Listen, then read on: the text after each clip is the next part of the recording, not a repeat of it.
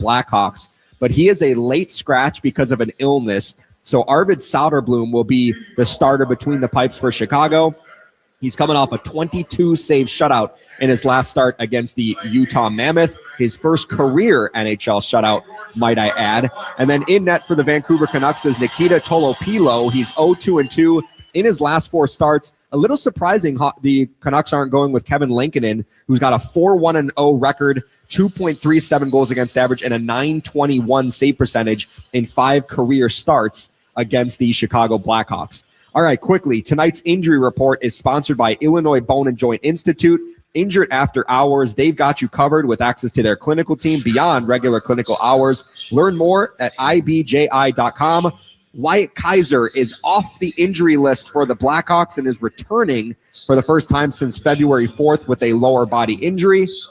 And then on the Vancouver Canucks side, boy, they're decimated with injuries. Thatcher Demko, Philip Hedl, Derek Forbert, Pierre-Olivier Joseph are all on injured reserve, and I believe Evander Kane is also day-to-day as well. So Vancouver is pretty banged up on their side. They have, the Canucks, by the way, have just 3 wins since Christmas. They are dead last in the entire NHL, so a big game for the Blackhawks to try to take advantage of the lowly Vancouver Canucks.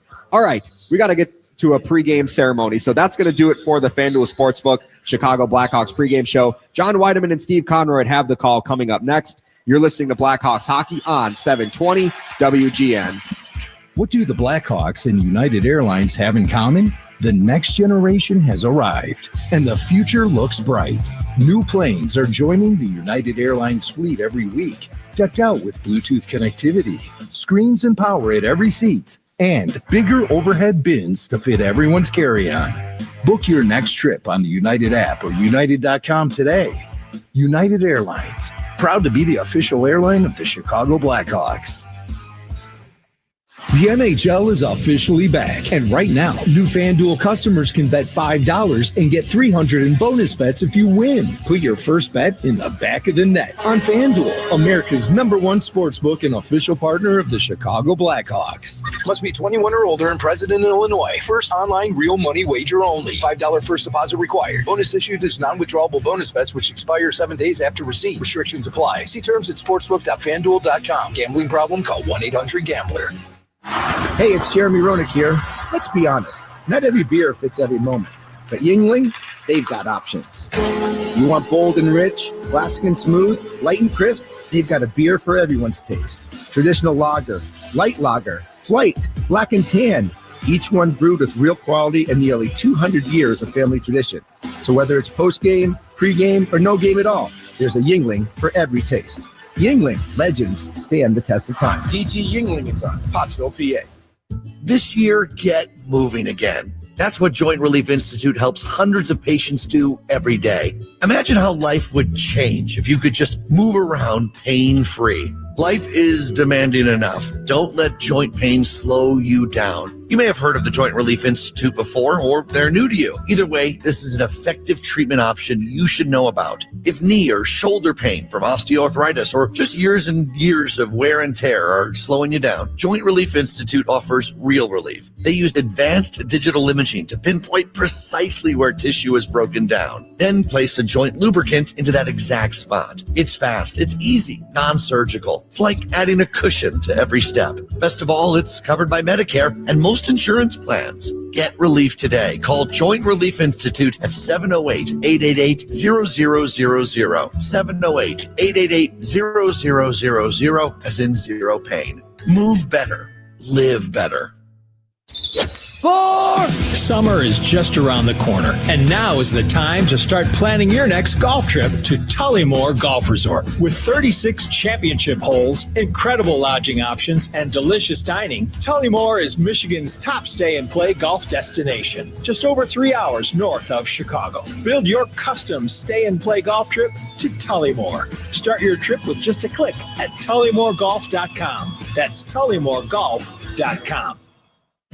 Tune into House Smarts Radio every Saturday morning after 9:45 for Lou's Last Call. Sponsored by Mitsubishi Electric Heating and Air Conditioning. For more info, visit getacomfyhome.com. Chicago Blackhawks hockey. A blue-collar city built on work and pride. A team built with speed, skill, and heart. From the roar of the crowd to the echo of the horn. Scores! These boys show up every night. Every night? Every night. From the puck drop to the final horn. Welcome to Blackhawks hockey. Game time! With the call of the game, here's John Whiteman and Steve Conroy. The Chicago Blackhawks return to United Center Ice tonight with some new faces in their lineup as they take on Vancouver for the final time this season. And with a trade deadline in the rearview mirror, the Hawks can now focus on rallying their reconstituted group into a winning squad. And their first opponent, the Canucks, who have lost 9 straight on the road. Hi again, everyone. John Whiteman along with Steve Conroy and Charlie Roumeliotis. We're here at the United Center where the Blackhawks will take on the Vancouver Canucks in a few minutes. We'll have a real nice ceremony coming up. But, Steve, you've been through this before. You played in the National Hockey League, I think it was 15, 16 years, something like that. You went through a few trade deadlines. You were part of that, unfortunately, I know, as well. But once you're on the other side of that trade deadline, everybody takes a breath and they get together and they say, all right, whatever is remaining in our season, whether they're a playoff team or not, we got to get the job done. That's kind of what's ahead for the Hawks here. Yeah, I think that's kind of a unifying message for the room is, hey, these are the guys that are going to finish the season. And for the Chicago Blackhawks, it's a Western Conference heavy finish to the season, Central Division heavy finish to the season. And we know that all those matchups are going to be tough because they always are. So an opportunity for some guys to maybe grab a hold of some of those leadership positions. You know, Nick Foligno, the captain, gone just today. Prior to that, Connor Murphy and Jason Dickinson, big parts of the leadership group. So I think an opportunity for some of the younger guys to grab the bull by the horns and maybe make a statement the last 21 games here. All right, who's going to deliver? Sponsored by Mitsubishi Electric Heating and Air Conditioning. Electric heat pumps for a better environment inside and out. Visit getacomfyhome.com. I'm going with the guy that's going to be wearing a letter tonight, Tyler Bertuzzi. He had a hat trick the last time the Hawks played the Vancouver Canucks, and that was out in Vancouver. Keys for tonight's game are sponsored by your Chicago and Northwest Indiana Hyundai dealers. And Steve, has your keys? Yeah, first off, the Blackhawks score the first goal. Chicago only 3 wins out of the 21 games where the opponent scored the first goal. It's so important to get that first tally. You feel good about yourself. You get the crowd into it, and you get a little bit of energy that way. Secondly, special teams will be the key. Chicago Blackhawks, John, have scored power play goal in 4 straight games. They're up against the worst penalty kill in the league in Vancouver. They're ranked number 32. So maybe they can make it 5 games in a row. That would certainly help the bottom line. And then finally, time to pass the torch. And we kind of touched on it there just briefly, John. The Hawks lost a lot of veteran leadership just in this last week, whether it was Connor Murphy, Jason Dickinson, and, of course, just today, Nick Foligno. An opportunity for the Bedards, the Nazars, the Vlasics to really grow as people, that grow as players over the next 21 games. So it's time to look forward and not back. All right, I like it, Steve. Sticking with Steve, who are you banking on? Sponsored by Marquette Bank. Love where you bank. Celebrating 80 years of neighborhood banking. I'm going to go with Ilya Mikheyev. And correct me if I'm wrong. I think Ilya used to be a Vancouver Canuck, correct? Yeah, so Mikheyev. I think he likes playing against the Vancouver Canucks. I think he's had an excellent season, and I'm really happy that he's still part of the Chicago Blackhawks. I was just going to say that. I when the trade deadline ended and I didn't see Ilya Mikheyev's name, Steve, I was happy. A smile came to my face. Let's send it down to ice level. Our colleague Darren Pang is the master of ceremonies. Please enjoy this ceremony. Hello, Hawk fans, and welcome to our 4th and our final Centennial Celebration night. This is the Next Originals. This year, we've been celebrating our history and our heritage as a 100-year-old franchise. Originality is in the Blackhawks DNA. So when we launched our Centennial, we intentionally selected always an original as our mantra. And that reminds us that anniversaries are as much about looking back as they are about the future. Tonight, and our commitment leaving the Centennial season, is to always ask, how are we playing an active role in changing the game for the next 100 years and beyond? Hope I'm around for that. In today's digital age, technology is in every inch of our game. Your favorite players have tracking chips in their jerseys. They've got sensors in the pucks. That's how we figure out Louis Crevier's 100-mile-an-hour slap shots or Connor Bedard's accuracy every single night. It clocks their speed, when you look up at the scoreboard, you'll see the real-time stats. It brings you closer to the action. And the biggest win from all of this is we have the next generation of players getting access to pro-level tools to help them excel. Technology plays a major role, but access to the game is essential.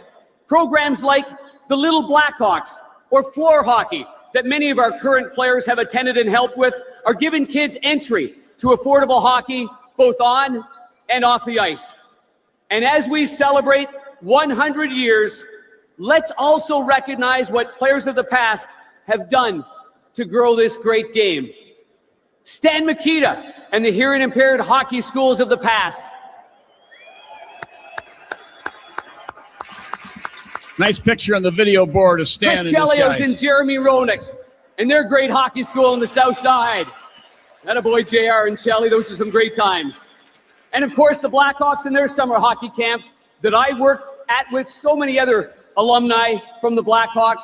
And from those camps, man, we saw 6-year-olds and 8-year-olds like future NHLers. Cole Caulfield was there, and local NHL goalie Garrett Sparks, and so many more. In addition, the Chicago Blackhawks Foundation has made a historic 10-year commitment to the Boys and Girls Clubs of Chicago to bring the game to all Chicago locations. And just down the street, the newly expanded Blackhawks Ice Center is the most significant investment in community hockey infrastructure in the city's history and serves everyone. But what makes hockey so great and what makes it stand out among the other sports is that it keeps adapting. And that's what the Next Originals is all about. It's proving the future is right here and it's right now. Tonight, as we celebrate the next generation and the young athletes that will no doubt become stars, I need to bring out one who is a star already, a feather phenomenon who brings the energy to every event. Please welcome to the ice in dramatic, typical fashion, mascot, Hall of Fame inductee, Tommy Hawk. Now, what ceremony would be complete without Tommy Hawk here involving the Blackhawks? And he's not coming out through the Zamboni tunnel, by the way, folks.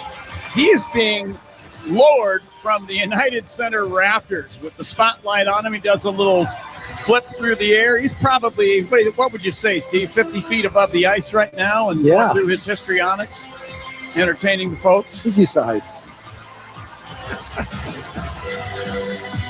No need for a parachute. Hanger called it. Hall of Fame inductee, Tommy Hawk. Well deserved.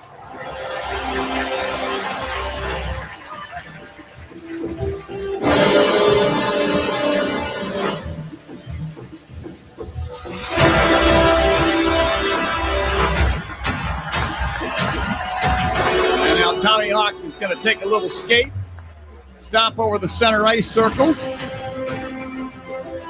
Give a wave to the crowd. Kind of cajole everybody along.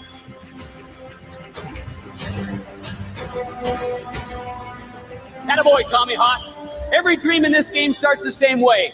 With a first step onto the ice, it grows into early mornings, as all these parents know, and late nights at community rinks. Like Blackhawks Ice Center, building through dedication and sacrifice. And for some, that dream can lead all the way here to arenas like this one, playing on the greatest stage in the world, the National Hockey League. Each step in that journey is important, from learn to skate programs to travel teams and high school varsity athletics. Blackhawks fans, here is public address announcer Gene Honda to introduce the future of our sport and the entire youth hockey journey in Illinois. Gene? Blackhawks fans, introducing and representing Learn to Skate programs across Chicagoland. 5-year-old Bella and 4-year-old Dan Vitale.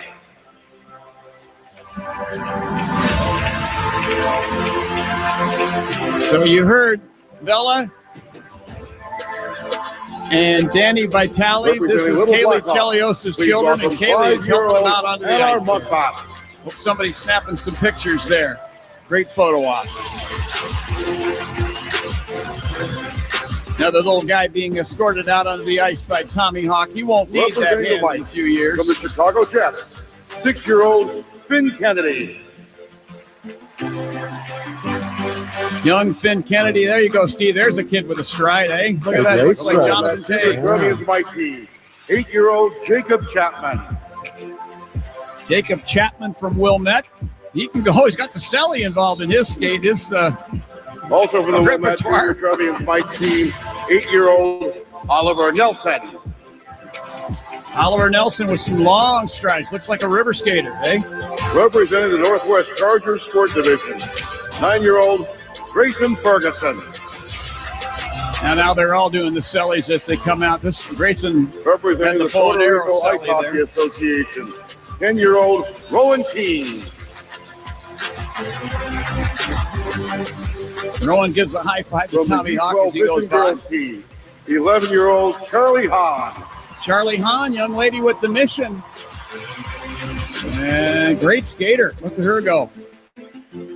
Very encouraging to see the girls, their programs coming along and how they've grown.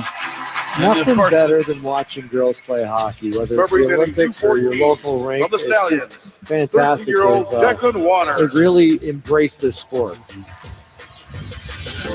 We're seeing the youth hockey players skate out onto the ice as they're introduced one after the other. The ages increase a little bit, so you start to see the kids that look like that are taller than Tommy Hawk. You know, maybe playing high school or midget or junior. 50-year-old Tommy Maroney. Representing high school girls hockey teams from Chicago Central, 16-year-old Lillian Engelhardt. We got our first goaltender, Lillian Engelhardt, skating out, headgear affixed. And representing sled hockey teams across Chicagoland, from the Chicago Freeze, 17-year-old Alexander McGuire. There you go. A sled hockey player is the last one introduced. Alexander McGuire works his way out onto the ice. He'll go join the rest of them at the Blackhawks blue line. Just a heartwarming ceremony. Well, Blackhawk fans, take a look around. Tonight is not just about celebrating 100 years. It is truly about the next 100 years. And this game, it just keeps going. It keeps moving and it keeps expanding. All because of the passion in this city and the belief in the next generation of our great athletes. The future of hockey, Hawks fans, it's right here. And hopefully all wearing a Blackhawks sweater soon. Let's hear it one more time for all these great young skaters, and let's go Hawks. Nicely done. Nicely done. Thank you, everyone. Have a great night. The next originals. Yes, sir. You just never know. I mean, you see kids at a local rink, and you just never know which one of them is going to ascend to the ranks of the National Hockey League. And, Steve, I know there's another thought I'd like to share with you because you're from Canada, and you understand what I'm about to say.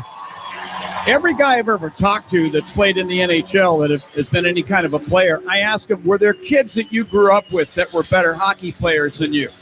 And they all seem to say the same thing. Oh, yeah, I had 3 or 4 guys that were better than me. And I always wondered why you made the NHL. Why didn't they? Yeah, well, and it was the case with me, too. And I think it's just, it's sticking with it. It's being in the right place at the right time. Some of it's luck, too. But I look at some of these young kids, and I look at some of the guys in the NHL now, John, who back in 2008, 2009, 2010, when they were watching Jonathan Taves and Patrick Kane and Duncan Keith, they were 7- and 8-year-olds. And they're playing in the NHL right now. And the reason they're playing is because they loved watching their hockey heroes. And the Chicago Blackhawks back then, a great team winning Stanley Cups, and they caught the bug. They got the itch, and they wanted mom and dad to take them to the local skating rink, and that's how you get involved, and that's how you become a part of this great sport of hockey.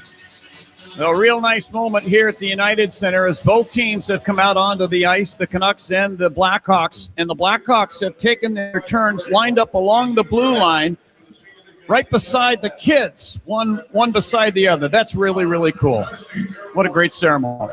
Tonight's presentation of our national anthem is proudly sponsored by David Soltwish Plumbing, a proud partner of Plumbers 911 for the anthems, plural. We go down to Jim Cornelison. Tonight you get O Canada and the Star Spangled Banner. Hawks fans, please enjoy both national anthems.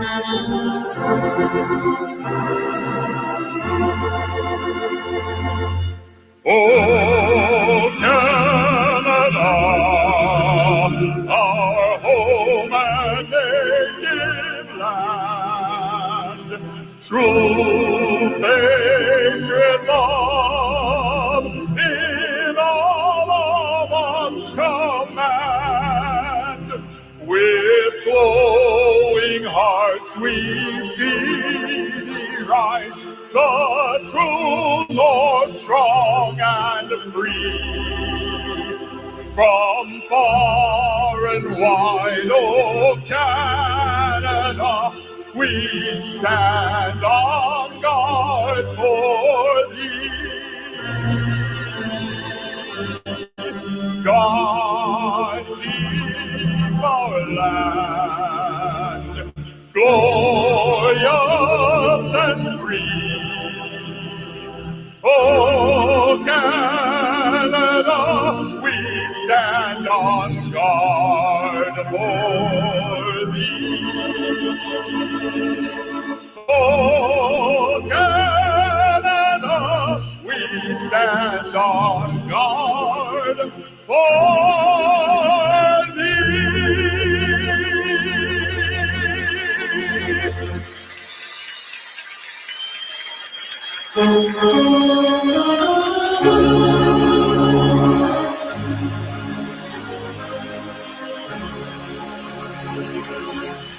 Oh, say, can you see by the dawn's early light what so proudly we hailed at the bright-eyed flash gleaming, whose broad stripes and bright stars through the perilous fight for the ramparts we watched were so gallantly streaming, and the rockets ringing, the bombs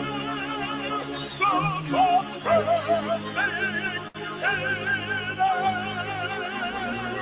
came through the night, that our flag was still there. Oh, sing on that star-spangled banner yet waves, for the land of the free and the home of the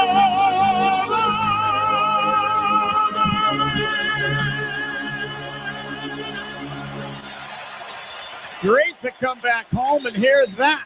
Jim Cornelius here with our Star-Spangled Banner and Oh Canada. And Steve, do you think those kids are ever going to forget that moment on the blue line next to the Blackhawk players on the United Center ice with Jim Cornelius singing the anthem? Yeah, it's well, it gave me goosebumps, but they'll have those memories, John, for the rest of their lives. Really cool. All right, let's get to the starting lineups.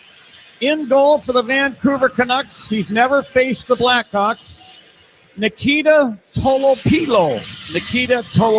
He is from Belarus. We're going to talk more about him as the broadcast goes along. At defense for the Canucks are Philip Roenick and Elias Pettersson. Now, keep in mind, folks, there are three players with the last name of Pettersson on the Vancouver Canucks. There's Elias Pettersson. There's Marcus Pettersson. He's also a defenseman. And then there's Elias Pettersson. He wears number 40. So I'm going to do my best to differentiate for you good folks here tonight. Up front from left to right, Max Sasson starts at left wing. Centering the opening line for the Canucks is Teddy Bluger. And starting at the right wing is Linus Karlsson.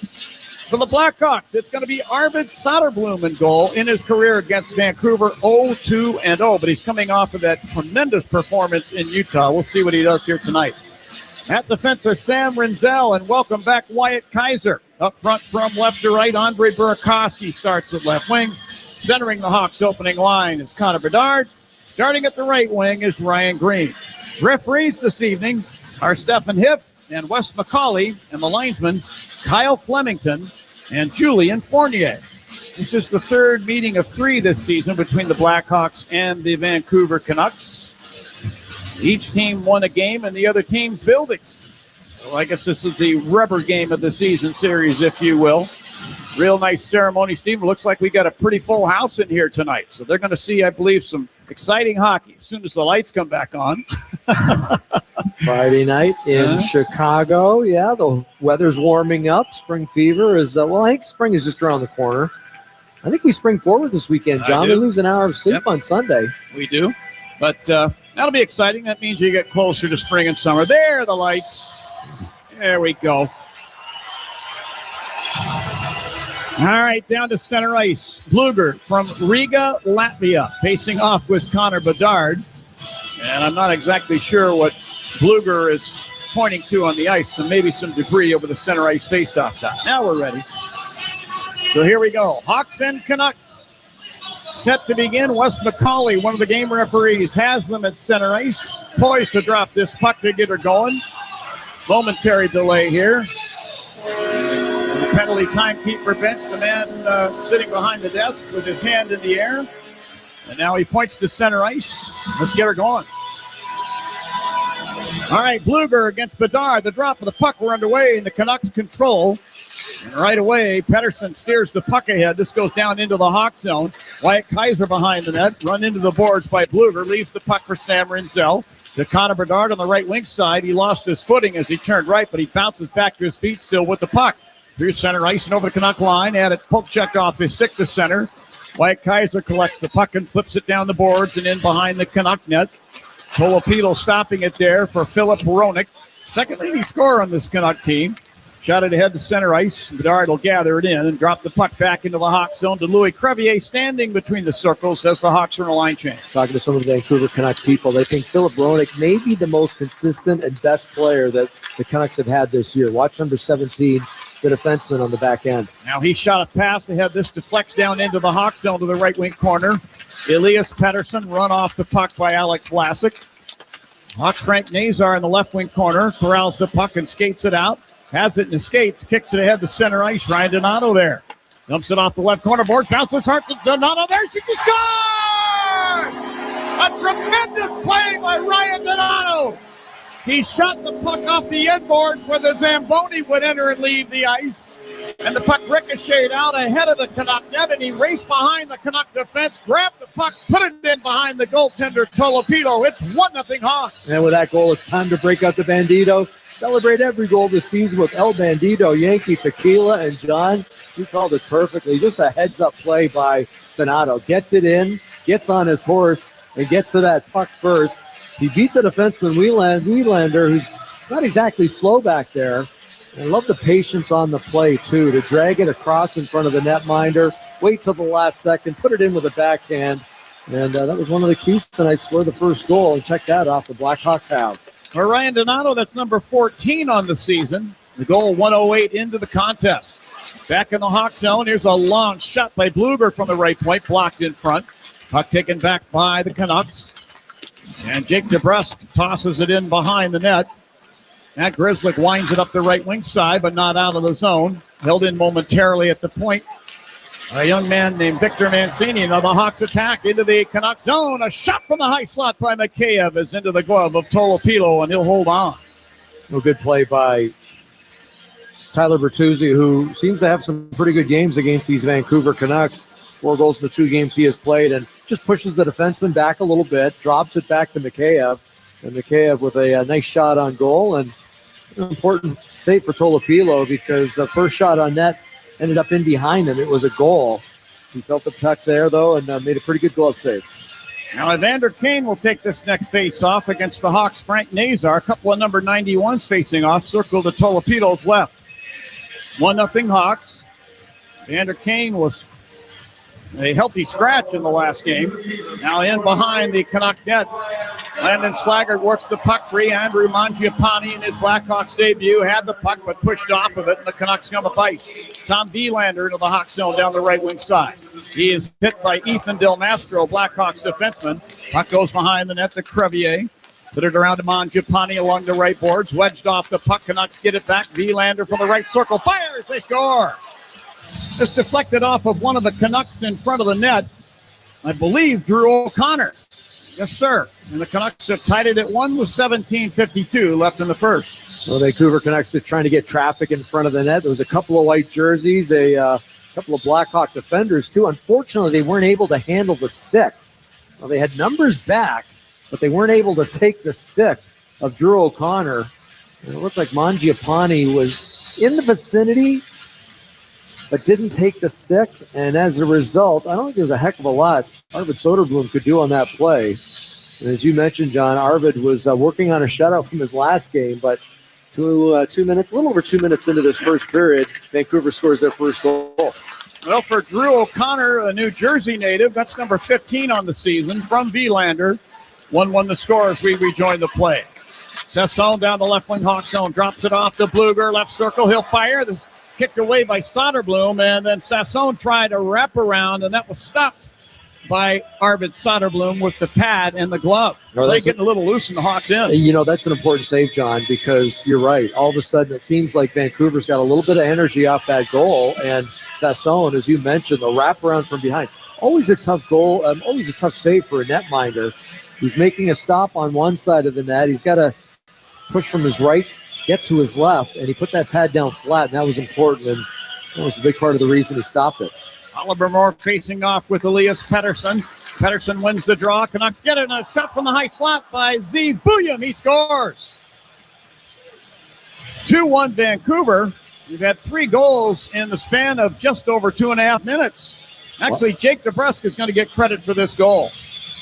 Who saw that coming? You're right, the shot from the point, it looks like it must have got redirected because it was Z. Boom who let it go. And, yeah, DeBrusk, who is the leading goal scorer on this Vancouver Canucks hockey team, ends up getting his stick on the puck. 13 goals this year, 11 on the power play for DeBrusk, but that one comes even strength, so he has 3 even strength goals now. Just 1 goal in his last 18 games, so Jake DeBrusk needed that one, and he has put the Vancouver Canucks ahead.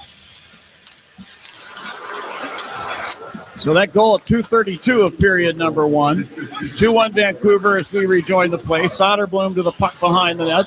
Spun it into the near corner, taken back by the Canucks. Marco Rossi, who came over from Minnesota in that trade that sent Quinn Hughes to the Wild. Put it now behind the net. And Brock Besser there will filter it back to the line, but this is equidistant between Rossi and Marcus Pettersson. It goes all the way down. Tolopilo, the goaltender, behind the net. There's the puck into the near corner, but the Canucks will get it back. Here's Liam Ogren to center ice, dropping the puck off to Brock Besser. He turned it over to the Hawks' Archim Leshinoff, who drives it down the glass into the Vancouver zone. Round it goes to the left wing corner. Ryan Donato laying on the puck as he'd lost his footing. And he's got it between his feet. Now it's pulled out by Andre Burakovsky, who hasn't scored in a long time. Burakovsky put it out to the right point. Sam Renzel put it down behind the net. And Donato gave it to Burakovsky, right wing circle. He drops it off to Connor Bedard coming by. Bedard stopping in the right wing circle, gave the puck back to Renzel, right point. To Burakovsky along the right sideboard. Burakovsky fed the left point, Ethan Del Mastro. He'll hold and then fire. Blocked in front. Bedard got it back in the slot and then mishandled the puck. Here's Ogren to center ice. He had it knocked off his stick with a poke check from Del Mastro to Green. To Bedard over the Canuck line on the left wing side. Vancouver area native sent it to the corner. And Vilander knocked down there by Ryan Green. The puck goes behind the Canuck net. Marcus Pettersson will drive it around at the left wing side to center ice. Teddy Bluger down the left wing Hawk zone. Put it to the net. And Sasson redirects it in on goal. Arvid Soderblom was wise to that, and he slammed the door. Held on to the puck, face off in the Hawk zone, and the circle to his right. Canucks showing some early speed here, Steve. You know what? That's another pretty good scoring opportunity for the Vancouver Canucks. Sasson had one earlier on the wraparound. I think that was a grade A chance. This was another grade A chance. Just kind of a give and go. You dish it off to the boards. You head hard to the net. You put your stick on the ice, and you make the redirection. That's a good save by Arvid Soderblom, who I'd say, of the 5 shots scored, been pretty good scoring opportunities. Canucks get the puck off the draw. Jake DeBrusk behind the net. His dad, Louis, played for the Blackhawks a couple games. DeBrusk put it to the right point, and then a shot came in from Elias Pettersson. A follow-up shot by DeBrusk goes wide. And now DeBrusk has lost his stick into the back of the Hawk net and may have been injured in that sequence. He's going to head to the Canuck bench in some pain. Meantime, Louis Crevier dumps the puck down the boards into the Canuck end. In the right wing corner, Landon Swagert leaves the puck. Ryan Donato there. Donato escaping to the right circle. Sends it to the left point. Vlasic moving down, put it over to Donato, top of the right circle. Moving down toward the net, he hands it off. Levshunov, a drive. Stick save made by Tolopilo. Levshunov in the right wing corner, put the puck behind the Canuck net. And Mangiapane was run into the end boards there, almost head first. He bounces off. He'll head to the Hawks bench on a change. Artyom Levshunov, meanwhile, back at the Hawk blue line, takes the puck. Hands it to Alex Vlasic. He turned it over at the Hawk line. Evander Kane flipped it into the Hawk zone to Drew O'Connor, but he had it pulled off his stick by Artyom Levshunov. To Tyler Bertuzzi, center ice on the left wing. Got it into the Canuck zone. Oliver Moore, left point.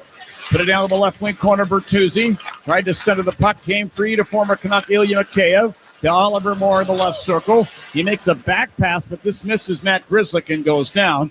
Now, they're going to be calling icing here. Should not be an icing. No. Unless they're calling a penalty, and it's not. But you're right. That was a drop pass by Oliver Moore. Yeah. It was nowhere near the defenseman, and I'm surprised that the Vancouver bench isn't going crazy. Unless I missed something. But Oliver Moore looked like he put that back, and not a lot of argument from the Vancouver bench. The face-off stays in the Canuck zone, circle to the left of Tolopilo. And Connor Bedard will face off with Atu Ratu. I'll get to his name in a minute if I can. Ratu wins the draw to Bouillon. He'll lift it down ice into the Hawk zone. Renzel back to claim it as the Canucks change lines. Renzel passing to Bedard over the Canuck line left point to Renzel, top of the right circle. Sent it down toward the net. And this deflects off of a stick in front and up into the protective netting and out of play. Tell me about Ratu, because it's spelled R-A-T-Y, yeah. And I know it is pronounced Ratu, but what is the official explanation? He's Swedish. That's the pronunciation of his last name. That you look at that spelling, you go, what? How do you get Ratu out of Ratty? Okay. 13:58 left in the first. 2-1 Canucks. This is Blackhawks hockey on 720 WGN. WGN Chicago is your radio home for the Hawks, the Cats, March Madness, and the Indy 500. On air and on smart devices worldwide.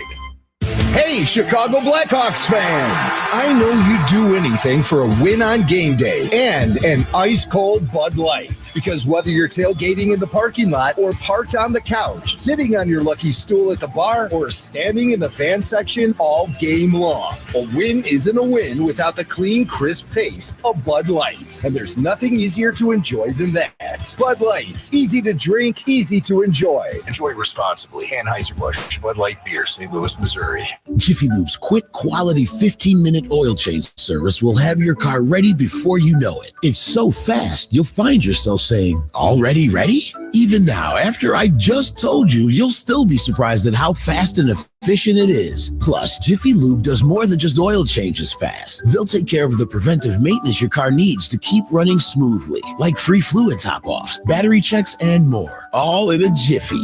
So come in today. You're practically already ready. My friends at Access are the leaders in ADA general contracting since 1990. Access is dedicated to serving those with mobility challenges, from elevators and stair lifts to ramps, bathroom modifications, and more. Their personal, caring, friendly service team covers all of Illinois, Indiana, and Wisconsin. Schedule your free in-home or Zoom video mobility assessment with Access. Call 844-IL-LIFTS or visit allaboutaccess.com and tell them Lou sent you. Hey Blackhawks fans, it's Connor Bedard. Game on. Time for Blackhawks hockey. Appreciate it, Connor. Time for the Four Seasons Face-Off, your trusted local experts for heating, air conditioning, plumbing, electric, and generator. Canucks get it. Here's Bluger breaking into the Hawk zone. Actually, Sasson. He tried to center the puck, picked off by Wyatt Kaiser. Good to see him back in the lineup. Head to Ryan Donato over the Canuck blue line. He did a little spin top of the right circle and had his pocket picked there by Bluger. Now Sasson the other way, crossing the Hawk line on the right wing. There's the high slot. Marcus Pettersson wheeling down, put it in front of the net. They score. Boy, the Canucks have been a hungry hockey team early on here, Steve. with 13:28 left in period number one. It's now 3-1 Canucks. Yeah, that's Teddy Bluger with the goal. And again, it looks like Frank Nazar, he's there, but he's not really there because he doesn't take the stick of Nazar. And that's what you have to do in front of the net. But still, an easy lane for the defenseman to just walk right in, get on his backhand, throw it to the front of the net. And that's where Bluger was for the redirection. Jeff Blashill and the coaching staff cannot be happy with this start. That's 3 goals on 7 shots. I've got the shots at 7-1. The official scoreboard here, United Center, has it 6-1. Yeah. I believe that was the 7th shot on net, and we're just literally 6.5 minutes in. So the Blackhawks, you know what? Vancouver, not a good team. Last place team in the entire NHL. Yeah. But I'll tell you something, they work hard. They're not going to be outworked, and right now they're outworking the Blackhawks. They have not won a road game in calendar year 2026. They're on a 9-game road losing streak, not a winless streak where you go like 0-7-2 or whatever. No, 9 straight losses on the road, and they're looking to snap that here tonight. They actually played against the Carolina Hurricanes their last game, and it was probably closer than the score would indicate. It was 6-4. I mean, they allowed 6 goals. So that's one thing for the Blackhawks right now. They've been allowing a ton of goals over the last, literally 30 games. They give it the most goals of any team in the entire NHL. So you're not out of it yet, but you got to start playing a little more attention and playing a little harder in your own zone.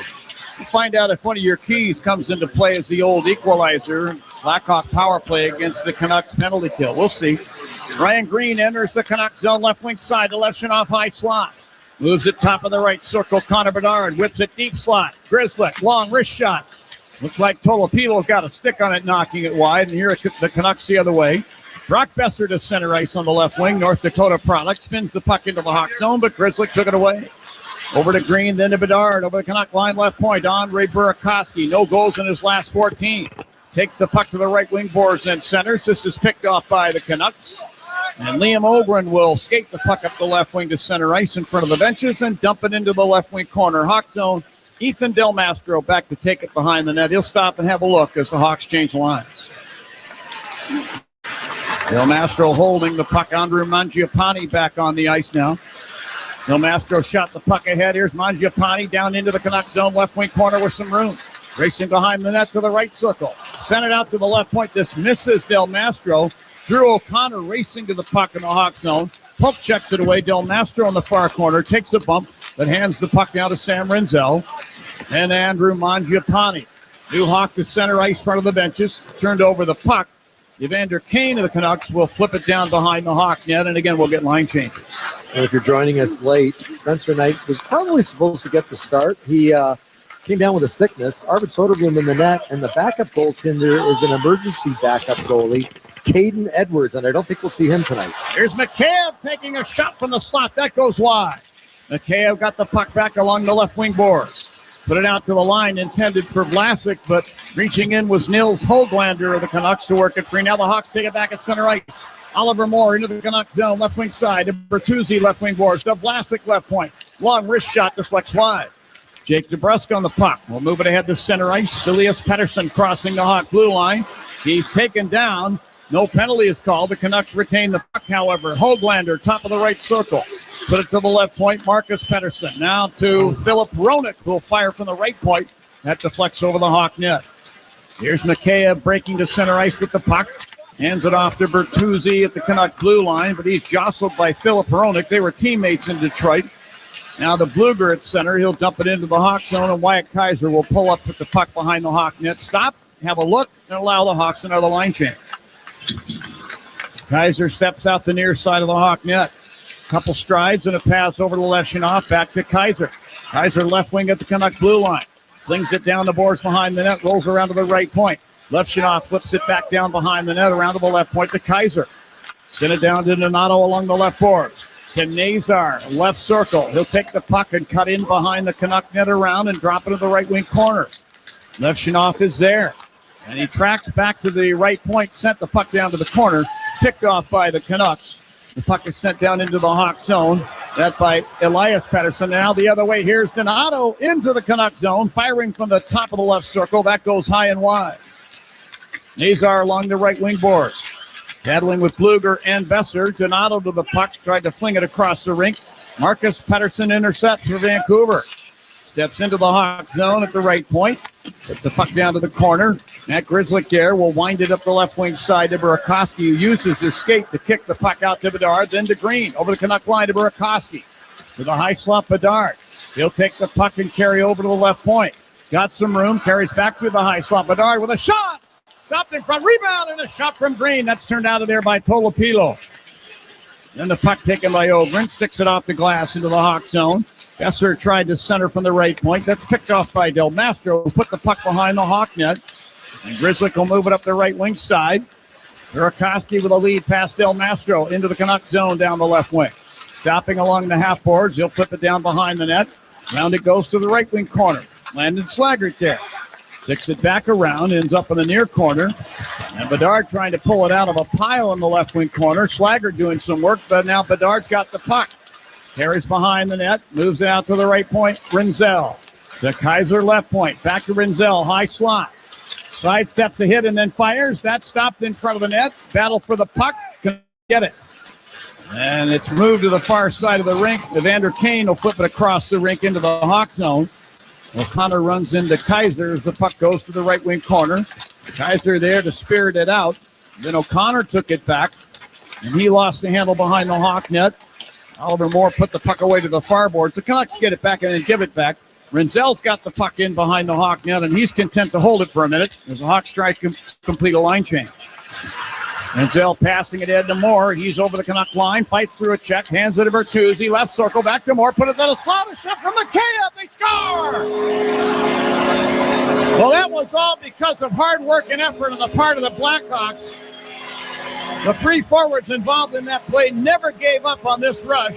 Moore with Bertuzzi and the guy with the finish, Ilya Mikheyev. It's now 3-2 Vancouver. Yeah, with that goal, it's time to break out the Bandito, celebrate every goal this season with El Bandito, Yankee Tequila. And yeah, that's a great rush up the ice by that line. It was the speed of Oliver Moore that pushed back the Vancouver Canucks. He got it over to Bertuzzi. He gets it back. And I like the little head fake by Oliver Moore. He kind of froze the defender. He froze the goaltender.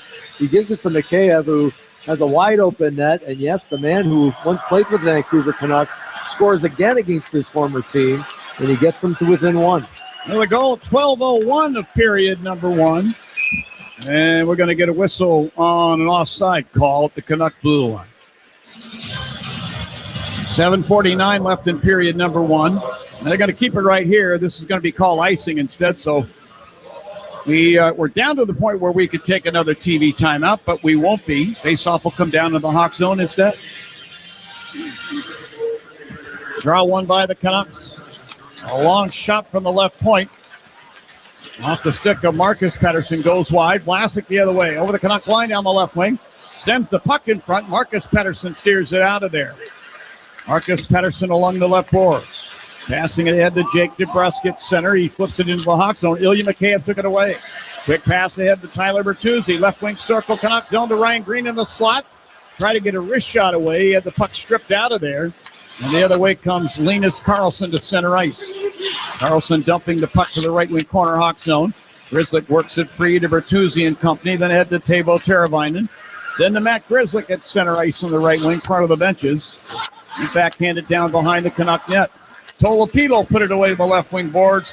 This is swept all the way down the ice by Zeev Buium. He didn't mean to do it, but he did, and icing is the call against Vancouver. 3-2 in favor of the Canucks. John, I think by the end of the night, goaltenders might not be real happy with the numbers here. We've had 11 shots in the game, 7 by Vancouver, 4 by the Blackhawks.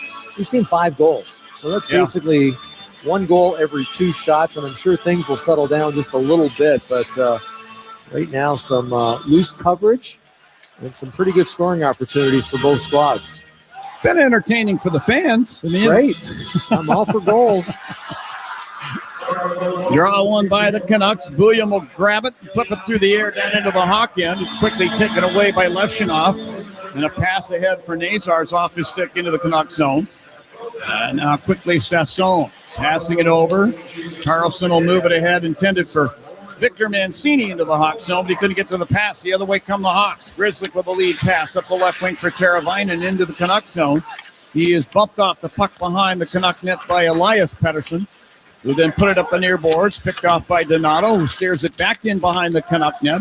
And again, Elias Pettersson shot it around. This ends up being whistled down on an offside at the Canuck blue line. All right, 3-2 Vancouver, 6:19 left in the first. This is Blackhawks hockey on 720 WGN. Hey, Blackhawks fans, it's Ryan Donato. You're locked in for Blackhawks hockey on WGN Radio. Here's a club you'll want to get into, Club Citgo. It's the super easy app that opens the door to great fuel savings and more. Sign up and instantly save 23 cents per gallon on your first fill-up, plus everyday savings that really add up. You can also enter our sweepstakes with multiple winners and giveaways, like free gas for a year. And Club Citgo makes paying easy with a convenient mobile pay feature. So welcome to the club where all the action is. Download Club Citgo today. Savings could up to 30 gallons, only at participating locations. Data rates may apply. Chicago hockey fans love a good power play. And when it comes to selling your house, you want a team you can trust. That's why Jeff Buys Your House is your winning play. No repairs, no commissions, and you pick the closing date. That's like skating on a clean sheet of ice, fast and smooth. We're a local, veteran-owned company that's been helping Chicagoland homeowners since 2007. Make the smart move and go for the win. Visit JeffBuysYourHouse.com for your no-obligation offer today.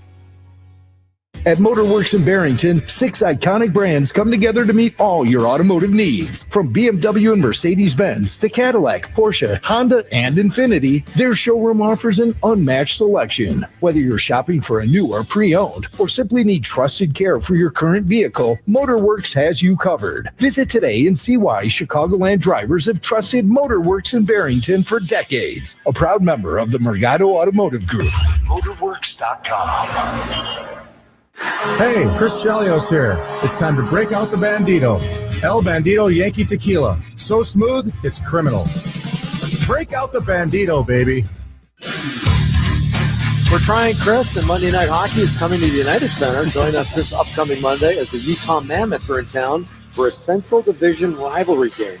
Puck drops at 7:30, and you can secure your spot today at blackhawks.com/tickets. Well, face-off, circle to the right of Soderblom.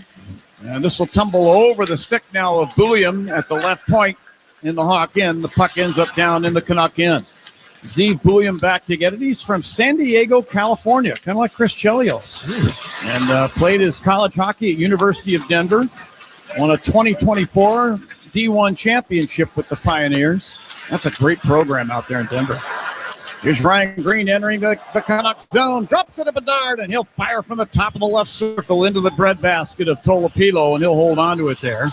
And Tolopilo, Steve, I don't know if you had a chance to look at him in the morning. He's a big boy. He's like 6'6" and 230 like that. He takes up a lot of net. Yeah, he does. He looks like a shot blocker. What I have noticed early in this hockey game, and that's just 4 shots now by the Blackhawks. That might have been the 5th.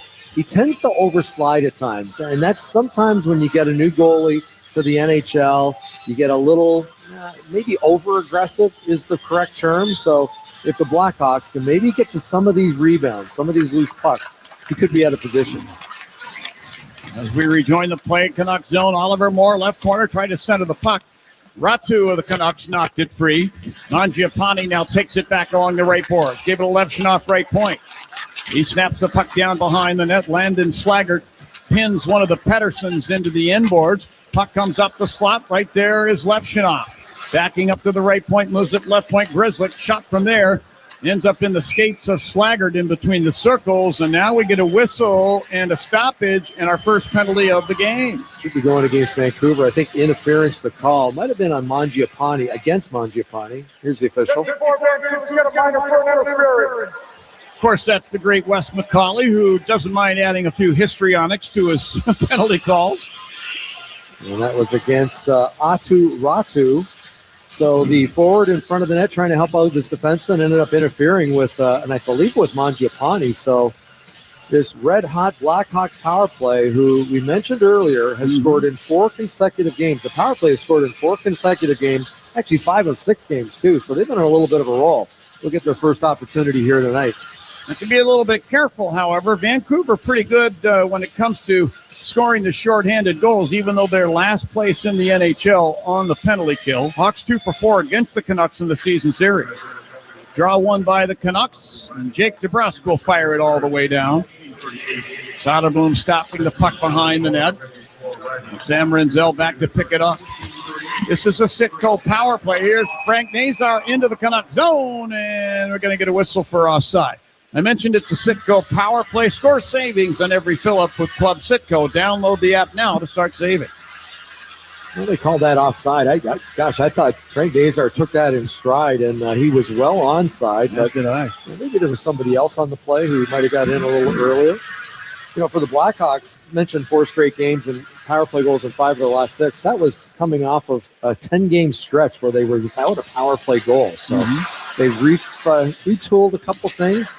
The entries have gotten a little better, although this entry hasn't looked very efficient so far. But that's one area they have improved. Now Bedard enters the Canuck zone at the left point, was run into by Roenick. Puck comes free to Brock Besser. And the former University of North Dakota product will send the puck all the way down. Sam Renzel skating it back through center. Took it over the Canuck line, runs into a check along the far boards from Elias Pettersson. Puck taken along the end boards and cleared all the way down once again, this time by Roenick. So not much going on for the Hawks in the power play. 1:05 remaining. Connor Bedard carrying out the center ice and over the Canuck line on the right wing was going to run into Pettersson. Lost the puck down to the corner. Teddy Bluger there stops for a moment beside his net and clears the puck up the right boards and down. So far, the Canucks looking like the quintessential penalty kill team. Yeah, and the entries, which had looked so good in the previous 4 or 5 games, something the Blackhawks worked on during the Olympic break, has looked anything but. There's Ryan Green with the puck in the Canucks zone. Bottom of the left circle, tried a shot, deflects away to the far corner. And Teuvo Teravainen made a pass back that misses. Levshunov ends up at center ice. Donato back into the Canucks zone, left wing side. Sent the puck behind the net to the right wing boards to Burakovsky, to Donato. Right corner to the high slot, Levshunov, to Moore left circle. Pumps it across the rink, picked off by Besser. And actually now Roenick, and he'll clear it all the way down again. 9 seconds left on the Hawk power play. They're in their last rush. And now Levshunov will take the puck behind the Hawk net, and no rush by the Hawks as the Canucks come to full strength. Vlasic with a rink-wide pass, picked off by Ratu Canucks, who spins it back into the Hawk end. Levshunov put it behind the net near corner to Vlasic. Then Nazar up the left wing to Bertuzzi, back to Nazar with speed over the Canuck line. Left circle, Nazar, bump from behind, leaves it for Bertuzzi, left wing corner. Then behind the net to the right circle. Crevier drives it in on goal, and Tolopido will get wide next to the post and hold it. Whistle stopping play. Canucks come to full strength. 3-2 in favor of Vancouver with 2:57 left in the first. This is Blackhawks hockey on 720 WGN. Hi, this is Dave Musil, owner of 4 Seasons Heating, Air Conditioning, Plumbing, and Electric. And I want to guarantee you a breakdown-free winter. Did you know that a dirty furnace costs more to operate and can lead to higher utility bills and untimely breakdowns? Now is the time to schedule your 4 Seasons furnace tune-up and save $50. A 4 Seasons furnace tune-up includes a 35-point inspection, complete cleaning, and we calibrate every component of your furnace. So call today. For all the right reasons, call 866-4 Seasons. True North Store's beverage clubs just got bigger. Buy 6 Celsius, Pure Leaf Tea, Starbucks Energy, or Pepsi 1 liter flavors and get the 7th free. Whether you're craving an energy boost or just something to quench your thirst, they've got the drink for you. As a True Rewards member, sip and save with their clubs when you buy 6 and get the 7th free. Download now from your favorite app store for more details. True North convenience stores and True Rewards. Fast, friendly, and clean. To 15-year-old Harper, buying an $80 vintage rock t-shirt is a great investment. To Harper's mom, this logic has a few holes in it. So she helped Harper open a Wells Fargo Clear Access banking account. With no overdraft fees and tools to track spending, Harper's learning, one heavy metal tee at a time.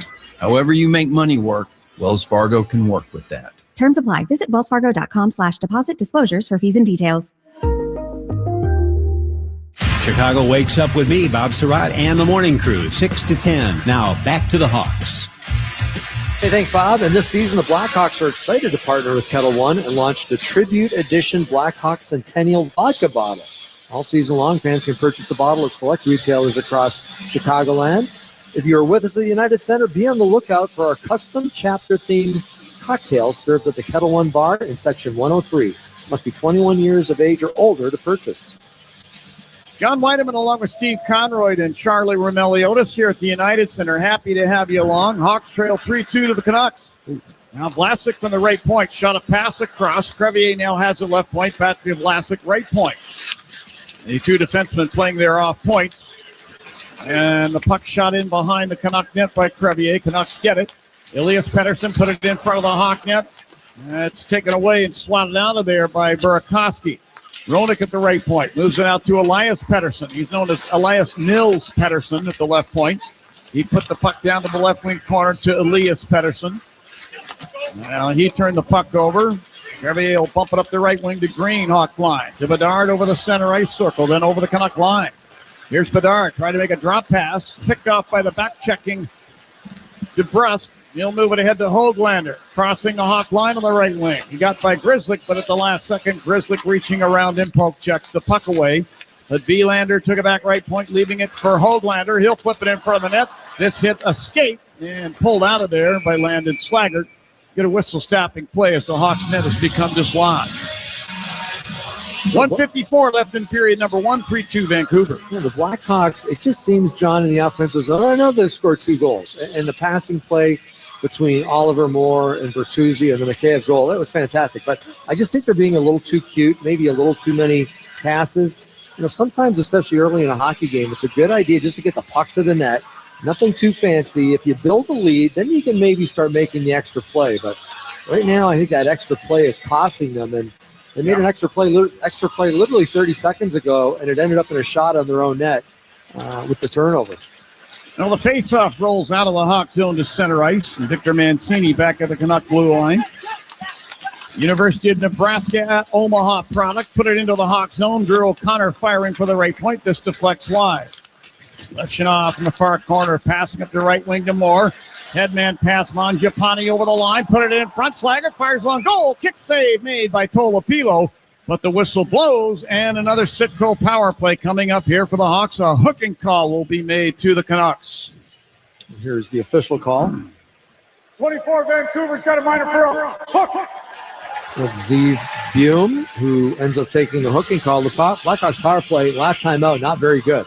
In fact, I had them for no shots with the man advantage, but they're going to get another opportunity here with a rush up ice. Good squeeze by Mangiapane, who was looking to the far side. Landon Slaggert was cutting hard to the net.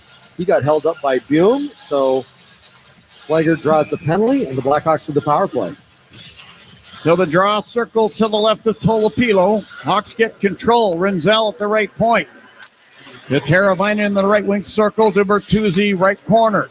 Here's Bertuzzi beside the net, creeping in toward the net. Gave it back to Teravainen in the right wing circle. And the slot Nazar back to Teravainen to the deep slot Rinzel. Pumps it over the left wing boards for Bedard, but a little casual on that, and it's picked off by Besser. He'll clear to center ice to Bluger, who then lifts the puck into the right wing corner Hawk end, and Besser goes down under a check from Rinzel. And this is going to be called, and it's going to even up the side. Stripping will be the call to Rinzel, and we'll be 4-on-4 for the next 129. Here's the call. Number 6, 2 minutes to tripping. And you're right, John. Rinzel was just a little too casual on that. Tried to fake a shot and make the pass to Connor Bedard, but Connor Bedard had vacated that left wing side. Even though he's a right shot, he was on the left side and just nowhere near him. And it was an easy clear by the Vancouver Canucks, and then coming back, Rinzel ends up tripping up Brock Besser. So we'll see 4-on-4 hockey for the next minute and a half. Well, we had a Sitco power play. Score savings on every fill-up with Club Sitco. Download the app now to start saving, but we're 4 against 4 right now, and the Canucks are going to come out of this with a power play of their own. I can't do the math quickly enough, but suffice it to say that'll take place in the second period. Now in the Hawk zone, here's DeBrusque taking a pass in front and firing that hit the side of the net. Canucks get the puck back. Vilander right point. Down to Elias Pettersson along the right boards. He then fell, turned the puck down to the corner. Taken back by DeBrusque to Elias Pettersson right point. The Vilander in the right wing corner. 22 seconds left in the frame. Vilander was bothered by Crevier, who poke checked the puck away. Then Vilander took it back at the right point. Then carried to the corner, then gets a bear hug into the glass from behind by Crevier. Puck comes free to the right point. DeBrusque there tried to filter it down the boards. Elias Pettersson will take it back to center and flip the puck down in on his goaltender, Tolopilo, who will hold it as the horn sounds, ending play here in period 1. So the Canucks are going to get a 31-second power play sometime in the second period. Right now, 20 minutes have come and gone. 3-2, the Canucks lead. The shots are even at 7 apiece. Kind of a weird restart to the home part of the season for the Hawks after the Olympic break, Steve. But nonetheless, a period in the books after the trade deadline, and we're playing hockey again. Great to see. Coming off a couple of really good, a good win in Utah. Should have been another win in Winnipeg. Unfortunately, they gave up a late goal and ended up losing in overtime. But 2 really strong defensive games. This one, not so much. Just a little loosey-goosey in their own zone. Maybe in the offensive zone, guilty of being a little too cute, maybe trying to make the extra pass against a team like Vancouver. And I mentioned it earlier, they might be the last place team in the league, but I think they're one of the harder working teams out there too. So you've got to play like them. You got to put your nose to the grindstone, get pucks to the net, and battle for those dirty goals. That's exactly what they did, basically, on all their 3 goals. You know, when it went to 3-1 there, Steve, I thought that Jeff Blashill might call a timeout. I just had a feeling that he might call a timeout and say, hey, guys, you're getting embarrassed here, okay? You're getting outworked. This is a last-place team. This shouldn't be happening. You guys need to pick up your level of play. But Blash was patient with them and let them, figure it out themselves, so to speak. Yeah, and, Jeff Blashill is the kind of guy who he's got the players back. And I think he realizes, too, that he might need that timeout later in the game. We mentioned Spencer Knight not in the lineup. I don't think he's going to pull Arvid Soderblom. Not that any of those goals were his fault, but sometimes, you pull a goalie just to send a message. And instead of that, he's probably going to want to hang on to that timeout. They came back in a good way. They're only down a goal, and that is certainly not a huge mountain to climb, especially against a team like the Vancouver Canucks. I just wonder what goes through the minds of the coaches and the pre-scout. The Canucks have a head coach in Adam Foote, who's one of your contemporaries, a defenseman, and former Blackhawk assistant coach Kevin Dean helping him out. So you kind of wonder, what the fodder is in the meetings.